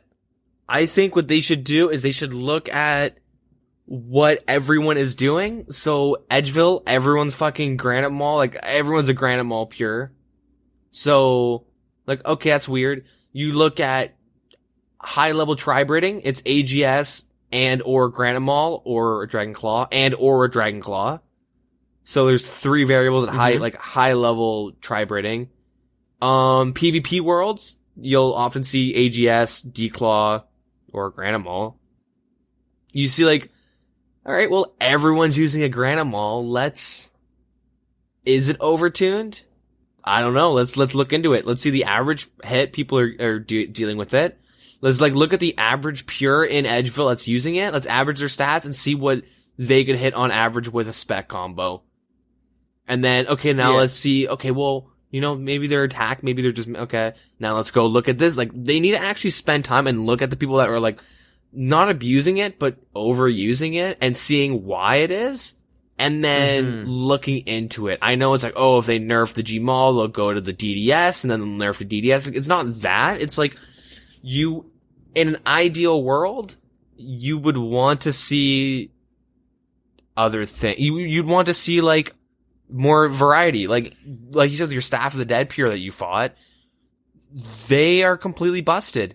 They are so overpowered. The trade-off is that most people that have one botted for it. They bought 75 strength or 75 attack.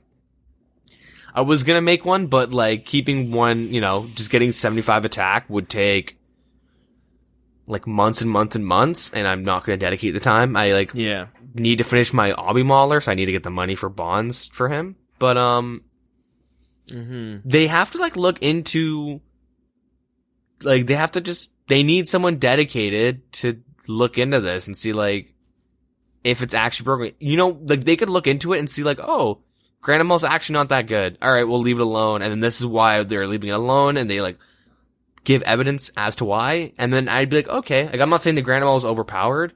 I'm saying it's really, really strong, but might be worth looking into. I mean, hell, they nerfed Void Range, and like the big issue was Ballista into Granimal. What'd they do? They changed the Ballista. Well, now it made Granimal's a little bit better. Like with the combo with it. All right, well, we're going to nerf Void Range then. We're going to buff Elite Void though, so it kind of balances out. Yeah. I like that kind of an approach, and they did the same thing with the Heavy Ballista. Like that was kind of cool. I'm not saying I mean, it would be kind of funny to lock the Granimal behind Dragon Slayer. that would be pretty amazing to see the shitstorm go down. Maybe, put that in a little, the vault for April Fools. Just don't let people use a Granimal for the day and say you have to have Dragon Slayer 2 done. Or you change the specs so it heals your opponent. Oh my god. just for shits and giggles. Or it just home teleports you. But anyways, the problem with like if we go into PKing, and a lot of this does fall into PKing as well, it's just like there is always going to be like an item that's better than the others. For instance, like the DDS is pretty strong, and for a while that was the go-to weapon for specking. Yeah, until Gmaul came out. Yeah, no, the problem. Yeah, I agree. Like, you need someone who can look at it, and they're not gonna like. That's the thing. You don't do these like if you're gonna be having someone look at it. Don't do these massive nerfs where like, boom, now you're like, okay, well now the Gmaul is like a huge nerf. Like, what's wrong with like tweaking it, like doing like 5 increments of small nerfs until you can be like, bam, it's good. I think the big thing, one, Reddit crybabies. I'm honestly, like, I hate to be so negative, but people on Reddit will freak out. I'm not saying nerf the Granimal. I'm not saying it's overpowered. I'm saying like, but like it's also because like the game is so RNG based. If it's just like something specifically PvP, like dude, there's a guy I was like deep wildy PKing. The guy is the wrong overheads, full mystics, and he's risking like 12 mil. I go up and double Gmaul spec him and whack him with my BGS. Nothing, all zeros, and you're like, well, fuck. Yeah. Like, that's the freest kill ever. And I hit all zeros. Like, I do that, 9 times out of 10, I'd kill him. Yeah, or, sure. like, hit him, at least, right? Like, and it sucks, right? So if you nerf it by, like, 5 accuracy, no one's really gonna notice. But if you have someone kind of watching the statistics, and, like, they just do it, because you don't want the Granite Maul, we'll use that as an example, to just never be used. You still want it to be a good PKing weapon, but maybe not as like there's things you might want to look at to changing it to make it so it's not the go-to weapon. But that's why they should like have someone sit down, look at all the brackets, look at everyone that uses it, like try to find out averages and see like, oh, okay, maybe they like want it to be a high damage dealing weapon that's very inconsistent, and maybe that's not what is happening, or maybe it's the opposite. Maybe it's too inconsistent. And like maybe it's too volatile and they want to like bring it more closer to the center or whatever. Like they like just it's an easy example because people do like hating on the Granite Maul. It is really strong, but yeah, so is a AGS. A DDS is decent too. Yeah, exactly. And that's the thing. You kind of want it's cool to have a variety to pick from. You don't want it to be like, well, you should be using this one. You know what I mean? Like, I go PKing with my DDS and I'll face a guy with an AGS. Sure, the chances of him winning are a lot higher. You know what I mean? But I know for a fact I still have a chance if RNG is on my side because it's happened, right? Yeah. Where the DDS can still hit pretty hard and you get double the amount of specs with it. So yep.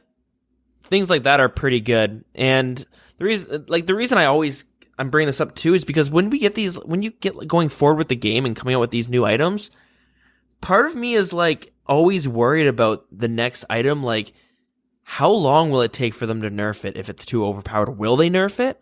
Well, here's the thing. Are they ever going to nerf the Twisted Bow? You know what I mean? Who knows, right? That's the thing. You don't. Do you think they should though? It seems pretty strong, but my problem is like I don't have a twisted bow, so I can't tell you like how strong it is compared to something else. I can watch other people, but I don't have firsthand experience with it. The blowpipe I can use, and I can tell you like, yeah, I don't touch any other ranged weapons almost ever. And I know how strong that one is. Or like the AGS, I'll face people who have an AGS, and you know what I mean? Or the Granite Maul, I'll face somebody who has the Granite Maul, so I have firsthand experience on what it can do. Twisted bow, I don't even see too much of it. You know, maybe in the future when you start seeing it, like how many people when you start seeing an increased amount of players using it, you might be able to see like, all right, or if I get one, all right, this is crazy. It should not be this strong. I mean, go watch Zulu, I think it is, or maybe it's Jagex or some like RuneScape PVMers that do YouTube videos. Obviously they're RuneScape PVMers. I'm talking about them, but one of them or maybe both of them do PVMing with the twisted bow, and you'll go like, really? You're just like hitting 60s all the time on this boss? Huh. That's a little broken. But then you go, well, it's one bill. Yeah. But like, then I'm not one to ever think of price when it comes to items like this. Yeah. Like, sure, it's one bill and it's super rare to get, but it doesn't matter. The fact But the main thing is that because it's one bill, they're not going to nerf it. And they can't make a better bow unless it's completely different. Yeah, so that's where things might start. That's when you might see them talking about a nerf and they want to release some more items, but they're like, well, we can't release something that's going to be hitting hundreds all the time. Again, I'm not saying you can't release an item that's the new best ranged weapon, but you know what I mean? You don't want to do like such huge leaps, because then it gets a little squirrely out there. And I think the problem with the twisted bow is not enough people have it to be kind of complaining about it. If it was more popular like the blowpipe, people that have it earned it or staked for it. But you know what I mean? Like, yeah. So they're not going to go like, man, I've been playing this game all day, every day for like 5 years. They need to nerf this item I just spent all my time getting. Yeah. No one's going to say that. They're like, well, fuck you. I earned it. And it's like, yeah, can't complain. It's broken, but yeah, I agree. You did earn that. Like, you definitely put in way more time in this game than I have. Like, shit. Yeah. But, you know, yeah, I just hope that he would look at these items a bunch. There's a huge list. And, like, some of the items that they have nerfed in the past, they do these huge, giant nerfs in one shot. And like you said, I think it's to avoid prolonged outcry within the community. You know what I mean? You nerf the Void, sure, people complain about it, but then after a while, it dies down. But if you do these increments, it'll kind of last a lot longer. But that's why you gotta have someone who doesn't use that shit, right? Yeah. But yeah, I really do just wish they would tackle nerfing and buffing a little differently, and I don't think they should pull it.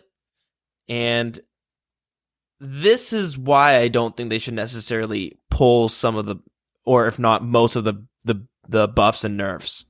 Mm-hmm. All right. So let's take a little stroll down memory lane, because I'm pretty sure we were both playing during this time. Sure. Okay, so the date is November 19th, 2014. They came out with a poll. Well, they called it a survey, and it was called the Old School Game Integrity Survey. In this poll, they said, over the last few months, parts of the community have raised multiple issues about content or activities which some of you believe undermines the game integrity of Old School Runescape. And we want to put out a survey to find out what you think of each of these issues and to what extent you think we should deal with them. So, during this is kind of the dark ages of Old School RuneScape, where this game was pretty fucking close to a private server in some of the aspects of the game. 20k players, people splashing to 99 magic, AFKing. Exactly. NMZ right, 6 so hours. What? There's 5 questions in this poll that were allowed to be voted on. Each of them had 3 answers, and it's kind of surprising what the results kind of were. So question 1, how should we deal with AFK training magic through splashing? So there was a time where, if you don't know what splashing is, you'll see people doing it all the time in Lumbridge and places like that. They're wearing full iron armor with a staff, and they're shooting like airstrike or fire strike on a rat, but it's not actually doing any damage. It just splashes because they're wearing the full iron armor. And this causes you to gain like... With Van Braces. Yeah, Van Braces as well. And it causes you to gain like 10 experience per shot, so it's not much, but it's AFK, and you can kind of have that going on the side without having to ever pay attention. You just got to click on it. Yeah. As of right now, you get like 10 to 15 minutes of AFKing. At one point, it was 6 hours. Yeah, so... At my lowest point, I used to set it up when I went to bed, wake up like 5.5 hours into my sleep, reset my splashing, and go back to bed, wake up for school, reset my splashing, go to school, come back during lunch, reset my splashing. Like, I used to have my guy splashing like all the fucking time. Yeah, and what you would do is you go to Clan Wars, and you would find somebody else who wants to splash, and then you would splash on each other. You would both go to bed, and you'd wake up, and you would have gained like 50k experience that night. Yeah. So, or you go take a shit, come back to go to bed, and see the dude fucking just left. He got bored, and you watch him walk away. People dislike that part that you could do that in the game so much that they would pretend to be a splasher just to leave so that they could fuck your experience up that night. Oh yeah. So, yeah, that's what this question is referring to when it says, how should we deal with AFK training magic through splashing? It's basically saying, how should we deal with you being able to train your magic for 6 hours without even playing? All right. So these are the 3 questions. Number 1, I don't believe this needs to be dealt with. Number 2, I believe this should be fixed after the community has agreed on a solution via a poll. And question 3, I believe this should be fixed without a poll. So the part of that question that got 53% was, I don't believe this needs to be dealt with. So more than half the people who voted on there says that they do not think that this should be changed or fixed. And then after that, you had 30% saying this should be fixed without a poll, and then 15% saying it should be fixed, but the community should agree on the solution. So the community at one point voted to not take away AFK training. Yep. Okay, and the question 2, how should we deal with AFK training using full Guthans and Nightmare Zone? Again, similar idea as the splashing, but you'd use full Guthans in Nightmare Zone and you'd go to bed and you just wouldn't die because you could out-heal it, right? Yep. And it was actually a lot better experience. And, and the results? Basically the exact same. 55% of people voted to not... I don't believe this needs to be dealt with. Then 28% with it should be fixed without a poll. Then 15% it should be fixed after the community agrees on a poll. Yep. I mean, that's where NMZ Prod started from. You just max account with nothing, no bank value. They have a set of Guthans, and that's about it. Yeah, and they'd have like level 1 Slayer, and they'd have like a total level of like 1,000. Yeah, like when the game first came out, played it, nostalgia wore off. I was like, you know what, and I stopped. And then I came back a little bit before the peak of the splashing incident. Mm-hmm. I remember coming, like, during one of my hiatuses, I came back and everyone was like, you look at the subreddit and it's like, just got my 99 magic cape, and it's a picture of Magikarp on a skill cape, because splash, ha ha ha, very funny. Yeah. And like, that's the type of shit you would see, like, those are the shit posts you'd see. And, it kind of got the Zalwar treatment. It went on for too long, people memed on it super hard for a week, and then boom, one day it was gone, and people were like kind of upset. Not kind of, people were really fucking pissed. And, but probably a lot of people who are like, oh, I could have had 99 magic. I was one of those people thinking I could have had 99 magic. Fuck. Because if I took the splashing more seriously. Because, so, it started off with, like, the whole thing started with, the guy who does OS Buddy. Forget what his name is. Mm-hmm. Let's call him Jod Med from now on. So JodMed used to make a botting client, and then Jagex like bought the client or some shit, and they hired him onto his team for anti-botting. He was so successful that they were able to, that's why you can dismiss random events, because he pretty much proved that random events are just kind of a trap for people AFKing and not bots, and bots can do them flawlessly. And so they allowed you to, like, they took out all aggressive random events and forced random events, and then that allowed you to AFK for 6 hours. Normally you couldn't because a drunken dwarf would start throwing rocks at you or some shit, and you die. Yeah, that's right. So you could, like, splash on rats or some shit, and then they, like, changed it so you could go to clan wars, but then you could also go to PvP worlds and splash on chickens and stuff like that. I remember watching a video actually of a guy who would go to PvP worlds, and the way to stop splashing was to use a bond on someone.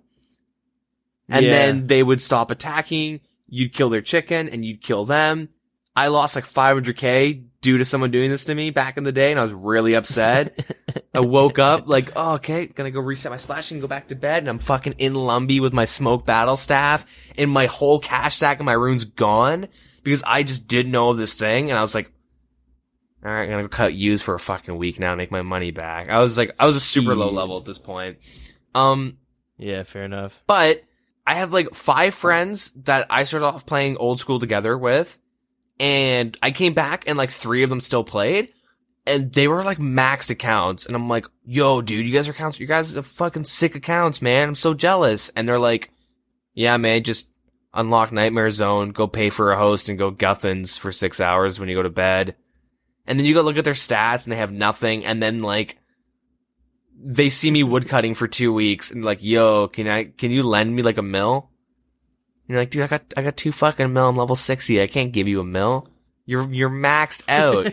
Yeah. Dude, okay, so I need supplies to get my quest points so I can get my barrel gloves, and I still need to get my fire cape. It's like, what? You have max melee stats, HP, and magic. It's like, yeah, man, where do you think all my money went? Repairing Guthans and buying fire strikes, dude. Hook me up. Like, it was actually like a lot more rampant. Like, most max accounts you'd see, like, a lot of them came from fucking those times.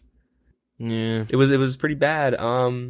It was a lot of people who were new to might not have played during that time. It's probably shocking to actually even hear that. That was a thing. That was a thing for over a year. For a long time that was in the game. At this point, there was like 20k concurrent players, and most of them were splashing or AFK NMZing. Like, the game was so empty. It fucking sucked. Mm-hmm. And then they started like doing shit. They came out with the skill caves. They came out with all that stuff. They pulled Zulrah and blah, blah, blah, blah, blah. Started like kind of nerfing bots and buffing PVM and Slayer, and then the game slowly came back. Yeah, it was, again, the dark times. So if you want, we can continue through the poll, because there are some other interesting things in here. Oh yeah? Alright. There's 3 more questions. One more is about commission staking. Commission staking involves one player trust trading their coins to another in order for them to stake it. The person taking part in the duel receives a percentage of the winnings, and the player that trusted them with the coins receives the remainder of the winnings. Yep. How should we deal with their staking? So again, this was big on Twitch, where people would just stream like maxed accounts. Streams were built off of commission staking. Yeah. Yeah. Here, you go over the poll votes, and then I'll talk about it. Okay, so I was involved with it quite a bit, to be honest. Again, there's a trend with these votes, so I'll just go. It's the same question for all of them. So, 44% voted, I do not believe this needs to be dealt with. 30% deals with it should be done with without a poll, and then 23 voted it should be fixed, but the community should agree on a solution. So again, most people wanted it not to be touched. Okay, yeah. So around this time, okay, dude, straight up, I made like 50 mil from 0% commission stakes. My boy Son in Old School, Forsaken, banned from Twitch, now he's on YouTube, who actually, dude, his Iron, he grinds the fuck out of his Iron Man account. He's like pretty much, he's almost max. He's got a beast account, but he would get drunk and do 0% commission stakes. And funny enough, a lot of people hate him, but he's like the only person I know that consistently would do them and not scam. Everyone I know that was like, okay, back in those days, you'd be like, there's 5,000 people streaming on RuneScape, Twitch, and you'd look and like 2,000 on this 0% commission, 500 on this one, and this one. Emily's Pro's view botting somewhere within that, but like everyone is 0% commission staking and they'd be at the top. And like there was so much shit on like, you go on the subreddit, this guy pretends to get hacked. Look, he accidentally opens up a private chat on TeamSpeak with someone, giving him his info just to hack his account. Like, people would do it. They'd wait until like people trust him with like 800 mil, and then boom, account got hacked. Or they would just end stream and that's it, and they'd walk away. And then people like would bitch to Jagex, like, I got scammed, 0% commission staking. And I mean, thankfully I didn't get scammed. I made like a lot of money off of it for like, I was like level 80 or some shit with like 50 mil. Those were the good times. I made that money last, dude. I made that money last up until like halfway through last year. Yeah, that shit got me through the shitty times. But so I think even zero commission staking was like a result from commission staking being such an issue, because people would basically, you give them 10 mil and they would keep 500k of it. Well, it starts off with like 33% commission staking, you know? It's like, you're a low account that like you want to stake, but you can't. Give me your money, I'll stake it for you, but I'm going to keep some of it if you win. And then people like that guy's streaming and someone's watching. He's like, dude, I got a maxed account. This guy just made like 100 mil today just staking for people. Yeah. And then he's like, all right, I'll do 25%. I'll do 20. I'll do 15. I'll do 10. I'll do 5. Some guy's like, fuck it, I'll do 0 because I just want the viewers. And then everyone's like, I want viewers too. Sure. And then like, you could, like, in those times you could pull like 2K being some fucking nobody. Like, you could make your Twitch account that day, do 0% commission staking. And then if you do like a 30-hour session where like, I saw dudes doing like 50-hour, like no sleep, just 0% commission. And they'd be like up to like 2K by the end of their stream. Because like, man, this guy had 500 mil. He didn't scam. Just trust him with 1 mil of yours. Hey, look, there's only like 800 people in the stream as of right now. 10 of us are putting money in. Just put money in with us. And then, you know, more people come because like they get, you know, more people putting in more money and more people come and view. And then it's kind of like a snowball effect. And these guys would dominate the front page and then walk out with like 800 mil easy peasy, because now they can scam everyone. They just log out. Yep. Sorry to keep going on. That one I can actually see why people are like wanting to keep it in, because one, probably some vote manipulation because it's easy scamming and easy money. And there was also commission staking bots as well. There are bots that would stake for you. Yeah, good times. And plus people wanted to make easy money while being, you know, you're like level 50 with 200k, go give a bot 200k and hope to God he comes back with like 360k. You know what I mean? Yeah, sorry. Exactly. I'll stop rambling. Is there any other polls? Yeah, 2 more. So, question 4. How should we deal with players exchanging old school wealth for RuneScape 3 wealth and vice versa? So basically swapping. 51% voted, I don't think this needs to be dealt with. 27 said it should be fixed without a poll, and then 20% said it should be fixed once the community agrees on something. Funny enough, I believe that's the one thing that is still okay to do in this game. Yeah. I don't agree with it, but it's weird. It's kind of, I get the argument where like, okay, well, my old account, if I can't have the stats, I may as well have the money. Hell, pretty sure I was weird when I first started this game. Like, I wanted to bypass a bunch of my old levels, but I didn't want to be like, I didn't want it to be like a cheesy way of doing it, I guess. So I had a bunch of money on my RS3 account. I would swap it over to level my prayer, but like I would put these stupid rules. I'd be like, okay, so I'm spending 10 mil old school RuneScape on prayer because I want to get rid of it. I don't want to keep it because that's not fair. That's kind of cheap. But instead of being efficient with it and using the Gilded Altar and getting like level 50 prayer, I'm just going to bury the bones. You know what I mean? Like, I'm going to basically waste this money in order to level it up so I can still gain my levels, but I can feel like I have morals behind it. You know what I mean? Yeah. So I did that and I know tons of people did do it as well. It's a weird one though, because I feel like it kind of falls in the commission staking part where like it's really easy to get scammed. Yep. It's really easy. I know a lot of people have been scammed. Here's the thing. I've swapped my WoW gold to RuneScape gold when I first started playing. No way. I swapped 20 mil total, I guess. I swapped for 20 mil total. I gave like 60k WoW gold for 20 mil RuneScape, which like if anyone played WoW during Warlords of Draenor, like you just had too much money. You would do your garrison missions and have like 2k gold all of a sudden. And you don't have to spend money in that game. So, I mean, I never did any berries like that. I've never swapped. I don't think you should be able to swap in general. It's ironic because let's just say I allegedly did it. But, I won't fully admit to it. I'll just say I allegedly did it. It's not really a big deal though. It's just sketchy because you can easily get scammed and that's the thing that I find it's weird because we have bonds and stuff now. So you're basically able to swap real life money for gold. Yeah. Like legally. Yeah. Within the game. So, you know, but yeah, the problem is it's really easy to get scammed.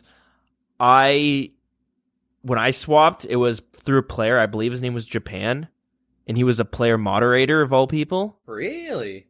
Yeah. So it seems sketchy, and I did like my research on Reddit and Twitter and stuff like that, and I'm like, okay, this guy seems legit, and he did legitimately swap my money. But funny enough, I think he is currently banned for scamming. I don't know. He's not on the high scores or anything anymore, right? So that's the thing. Like, you have someone who's swapping enough money. Honestly, probably a real world trade ban, because when you're swapping old school to RS3, you're making profit no matter which way the money goes. So you probably just keep some of it, right? There's like a commission to it. Yeah. So it is pretty sketchy, but it's I believe it's the one thing that's still allowed in this game, because I remember they've talked about it and they were kind of like, it's kind of low on our list of problems. Yeah, I mean, it's not that big of a deal. My issue actually is the dead man mode swapping. I think that should not be allowed, but what are you gonna do?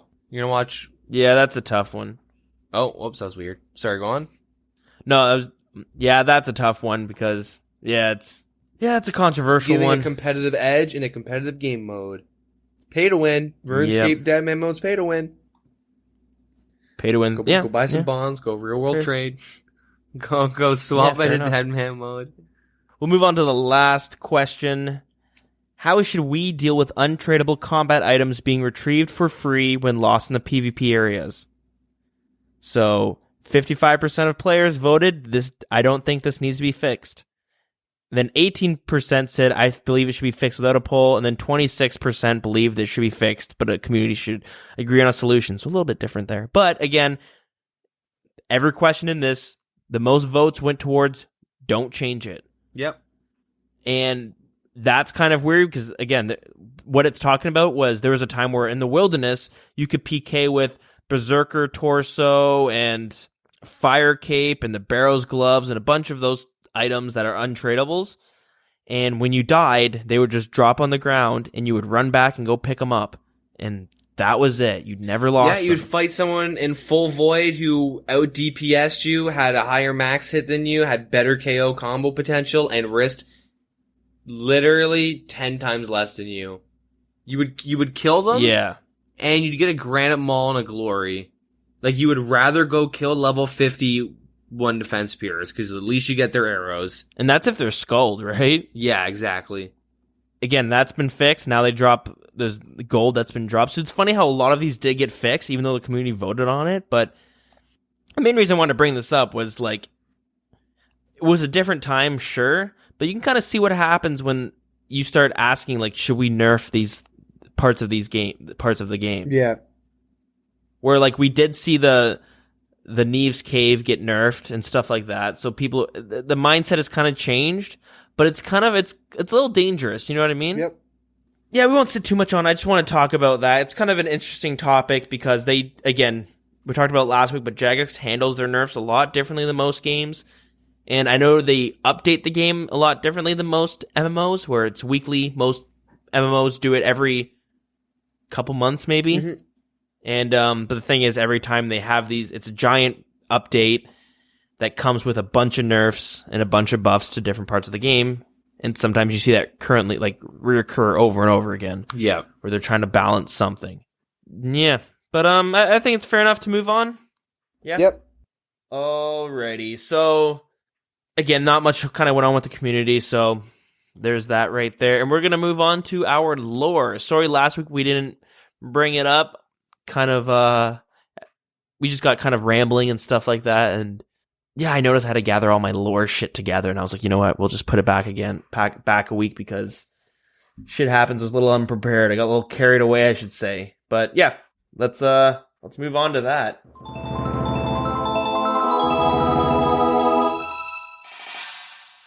So this week, and I think for the next couple weeks coming up, we're going to tackle on some of the races within Old School RuneScape, or some of the races that live on Gielinor, and maybe some races that have lived at different times during the timeline. So yeah, there are a ton of races within RuneScape, and you bump into them all the time. But the one we're going to talk about today is probably the most popular race on Old School RuneScape. And we all play as one of them. That race being the human race. So they're the most dominant race of Gielinor. They can be found in almost every settlement throughout RuneScape and are responsible of creating many of the kingdoms within it. Humans are known to worship a large variety of different gods, and the followers of the gods usually fall to majority of them being humans. Humans have somewhat of a mid-level intelligence. It is lower than races like gnomes and elves, but it is higher than goblins, ogres, and trolls, and other races like that. Some of the more brutal races. So the human race basically arrived on Gielinor at the beginning of the Second Age. And as we talked about before, the Second Age is also when most of the gods had kind of arrived on Gielinor itself. It was also the Golden Age of Zeros. When the humans arrived, all humans were considered part of the Fremenniks. And if you've probably done some of the quests, or at least seen them up in Relica. But the Fremenniks are a group of Norsemen who live in the Fremennik province, which is in the northern parts of RuneScape. Originally, the Fremennik tribes did not believe in creating your own runes, but only using the rune stones that were given by the gods. Eventually, this caused conflict within them, causing them to branch off into separate different tribes. These different tribes were the regular Fremenniks, and the other one being the Moon Clan, which is found on Lunar Isle. And if you have done the Lunar Isle quests, you would notice that the Moon Clan typically uses magic for a lot of different things, and they believe in it being a heavy part of their lifestyle. So as I mentioned before, the human race followed many different gods, and a lot of them were divided amongst the gods. So once the God Wars happened, humans played a huge role within them, fighting for their specific gods that they had worshipped. And during the God Wars, humanity itself nearly became extinct, as well as many other races. This event fell in the Third Age, but once that was over and the Fourth Age began, it was known as the Age of Mortals. And throughout the Fourth Age, the human race began to flourish. It started as just a few settlements being populated, one of them being Ceranthium, which is the city located at the dig site. It's now long gone, but that was part of that settlement. And there's also settlements within the Caridian Desert and Bergderot, or also known as Mire Ditch, which at the time was known for being the city with the largest human population. By the end of the Fourth Age, the human race had become the dominant race within Gielinor. And I should also mention by the end of the Fourth Age is when many of the cities that we know on RuneScape today started becoming like popular cities, becoming more than just settlements and actual cities. Eventually, the human race was able to discover the rune-essent rocks, and they learned how to create their own magic themselves.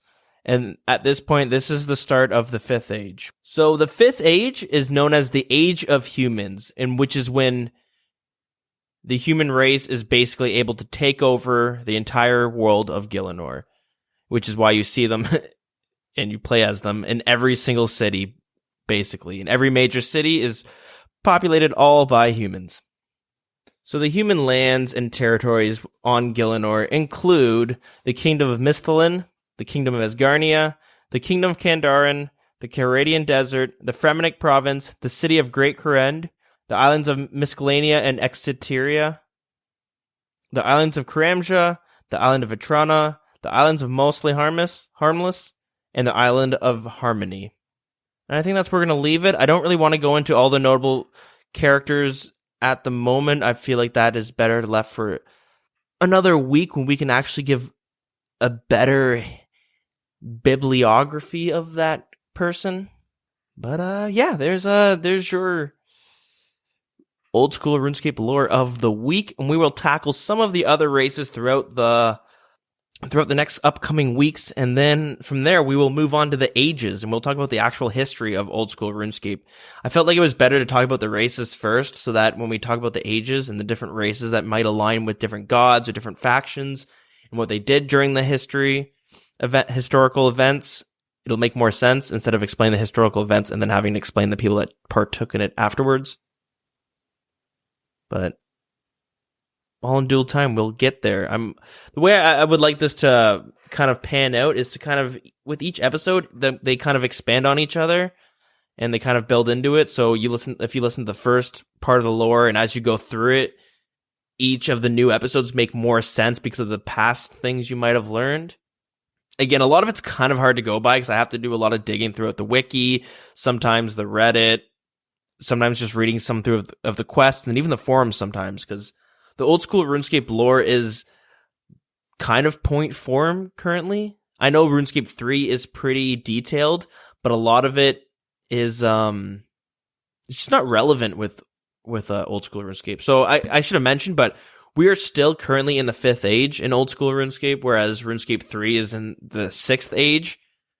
So yeah, a lot of it doesn't really have place in Old School RuneScape. Some of it does, but a lot of it just isn't there yet because they're in the future basically, and a lot of it, I want to say deviates, but there's a lot of things that Old School RuneScape doesn't touch upon because they don't want to cause issues within the story of the lore itself.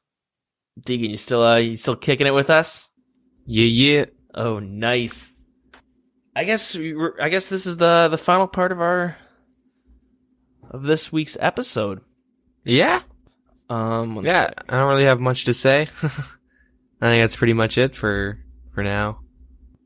Yeah, that's it for lore. Now we're gonna be talking about just someone on Discord's had a question that they wanted to ask and get our kind of our opinions on it, which I thought was kind of an interesting topic. It gave us a chance to kind of compare Old School RuneScape with some of the other MMOs.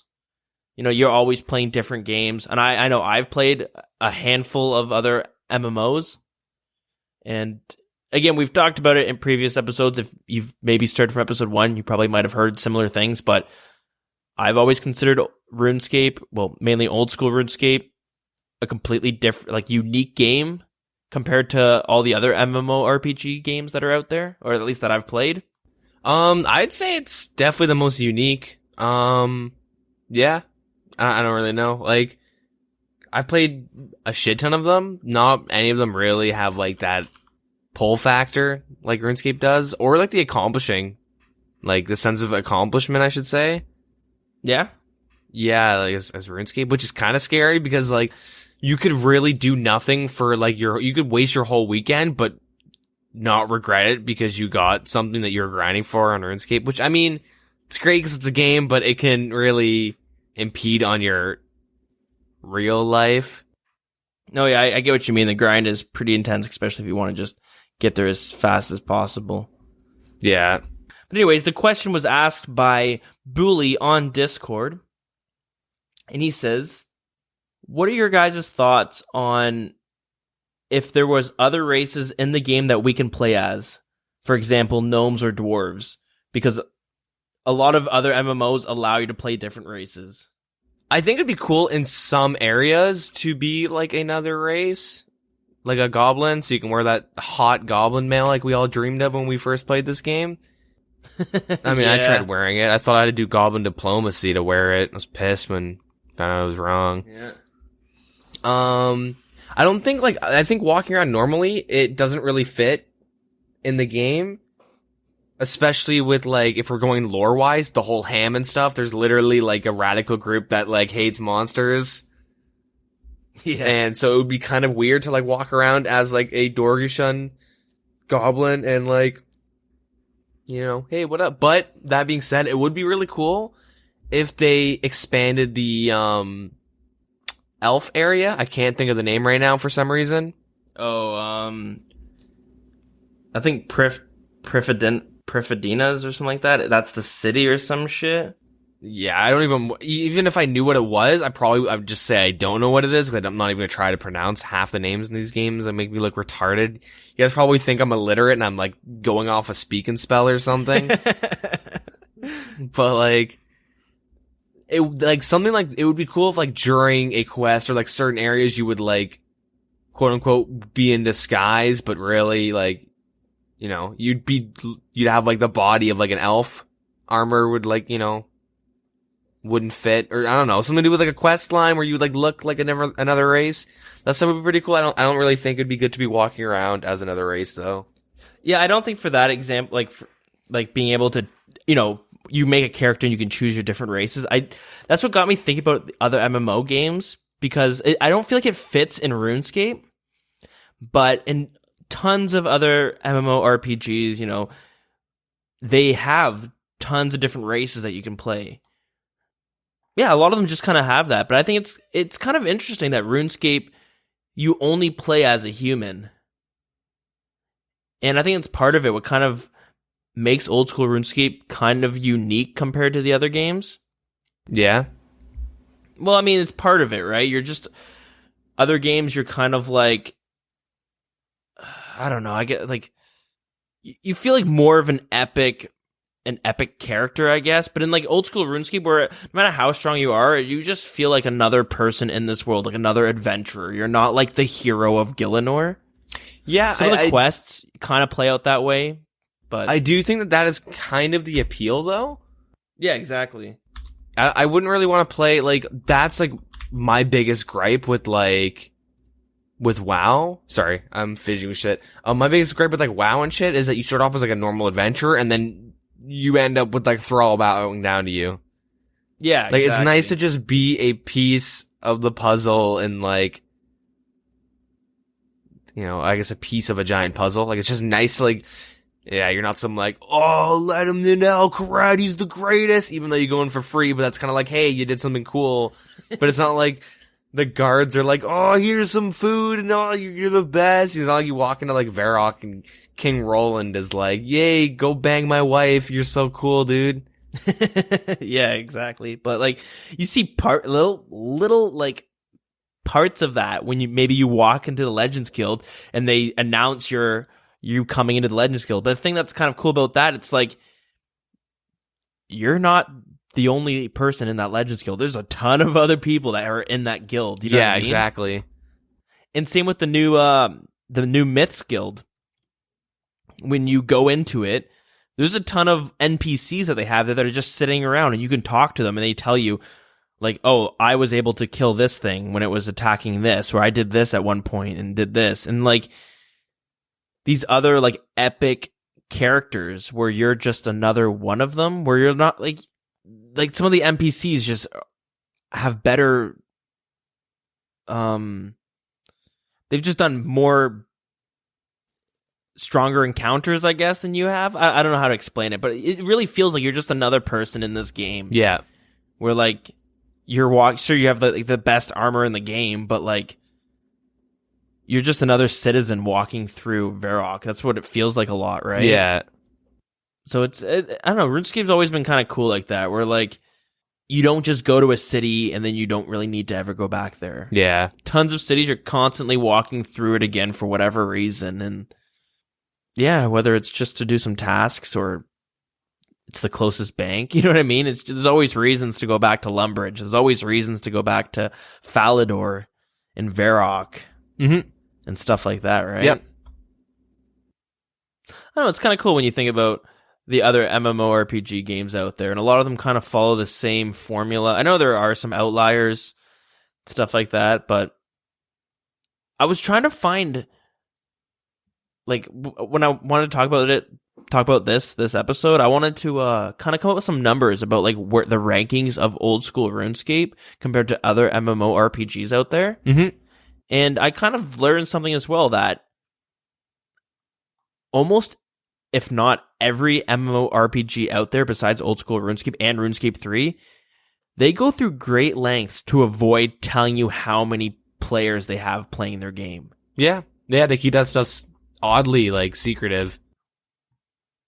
Yeah, and, like, I was just trying to find out, like, okay, what's the population count of, name your MMO out there? And you can't really find it. Even with World of Warcraft, you go to a server and it'll just tell you low, medium, or high player count, which you don't really know what that means, right? It could mean, yeah, it varies, like, quite heavily. And yeah, because I wanted to see how popular it was, because really hard to tell, but I don't know, it's kind of interesting. Like, Old School RuneScape is definitely in the top, I want to say in the top 3 most popular MMORPGs currently going right now. I try to find numbers, and the most numbers you will find is how many accounts are, like, made for in World of Warcraft. The different thing is, though, is that RuneScape has a free to play, and then WoW has, you have to pay. So if you find out they're making, like, 15 million a month, a random number, and they're not coming out, because, like, Blizzard is pretty fucking shitty when it comes to updates and balancing. And so people go like, oh, where's Blizzard makes this much money? But they have like in China, WoW is fucking massive. But in North America and, like, Europe, it's still really, really popular, and, like, there's definitely more than 2,000 people on each server. Like, at any given moment. Like, I don't know. I do. But yeah, I think, okay, like, other than the WoW, there isn't too many. Like, I would say, like, RuneScape is definitely top 5. Like, when I played EVE Online, people would get excited when there was, like, 20,000 players on. You know what I mean? RuneScape's, like, triple that and some change. But, yeah.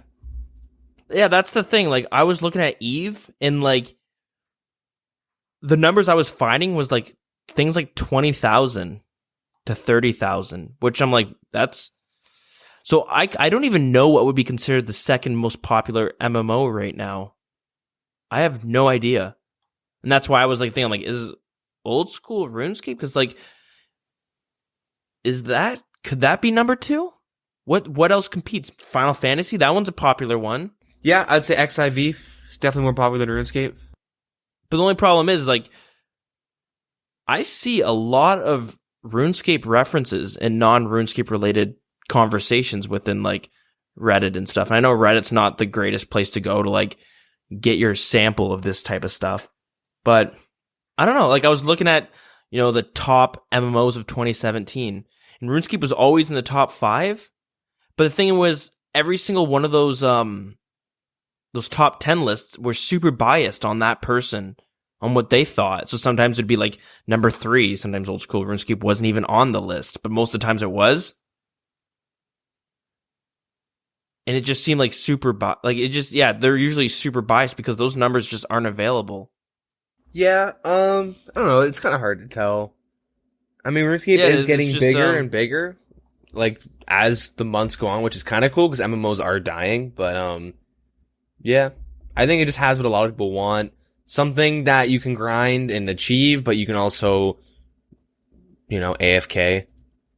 And it's just like, Yeah, no, it's a game where you could be a low level and you can still, I don't know, you're still like a part of the community, right? Like, I don't get that sense with WoW where if you're like level 20, you don't really exist. You know what I mean? Well, you're not level 20 for long. You level so goddamn fast. Yeah, exactly. Yeah. I don't know. It's just, it got me thinking and trying to do some digging, and then I realized how hard it is to actually get information on other MMOs. Like, I learned that Lord of the Rings Online is still a game that's going. Huh, that's kind of surprising. I have no idea. I have no idea how many people are in that game, but I thought it was just kind of dead. I thought they closed the servers and stuff because the game's kind of old, and I can't imagine. I never hear anything about that. So where are they pulling players from? I think they're free to play, and they have a pay-to-win model. I think. I don't know, though. I know they did some big change to it. Yeah, it's interesting. Yeah, I don't know. It just got me thinking and trying to go down a rabbit hole, but that thing got capped quick. Yeah, there's not too much more to talk about. It's just I do keep my eye out for all the new MMOs coming out because I'm kind of a fan of the MMO genre, and it seems like it's somewhat dying, even though we seeing Oldschool Runescape grow. It just seemed like a bigger genre back in the day, but yeah, there's not much more to talk about, I guess, about that subject. And that means it's time for me to tell you how you can get in contact with us and the show. So if you want to join, we have a clan chat available in game, and if you want to come hang out while you play Old School RuneScape, you can find us on the clan chat WildCC. We also have a Discord. I think there was a time where they weren't pinned on Facebook or Twitter, but I think they have since then been pinned. I'm gonna have to double check. But yeah, we have a Discord link, so if it's not out there, just ask us, and we will definitely get a link out there for you to join. Come hang out with us on there. Whenever we're having events and things like that, we're always posting in the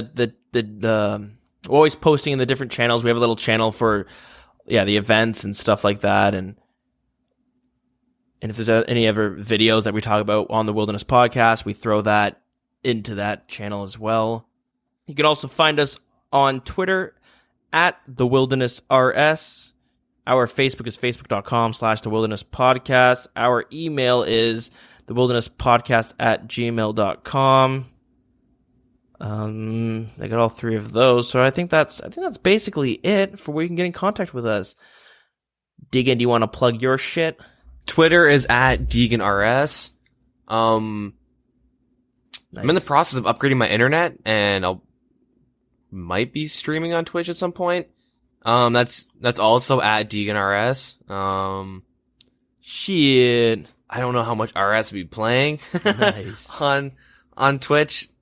But, yeah, I don't know. I guess I'll let you guys know once that's all going through. But if you want to check those out, they're both not too active right now, but in the future they will be. If you want to catch the first stream going live, you can go ahead and follow. I also have a Twitch page set up for the Wilderness Podcast. Like, I'm not sure what we're going to do with it, but eventually in the future, if we ever start recording on there as well or doing the show live, you'll be able to catch it on there. And I'm pretty sure it's just the Wilderness Podcast. But again, nothing's gone on in there. We just, saved it for future use. So go ahead and check that out if you're interested. And shit, I think that's it. I'm getting a little tired, a little loopy. Yeah. It's getting a little late. Yeah, let's wrap it up. So, let's get out of here. All right, guys, thanks so much for listening, and tune in next week for episode 70. Damn. All right. Yeah, guys, have a good one. Yeah, that's awesome. Okay, you guys are the greatest. Talk to you later, and have a good night.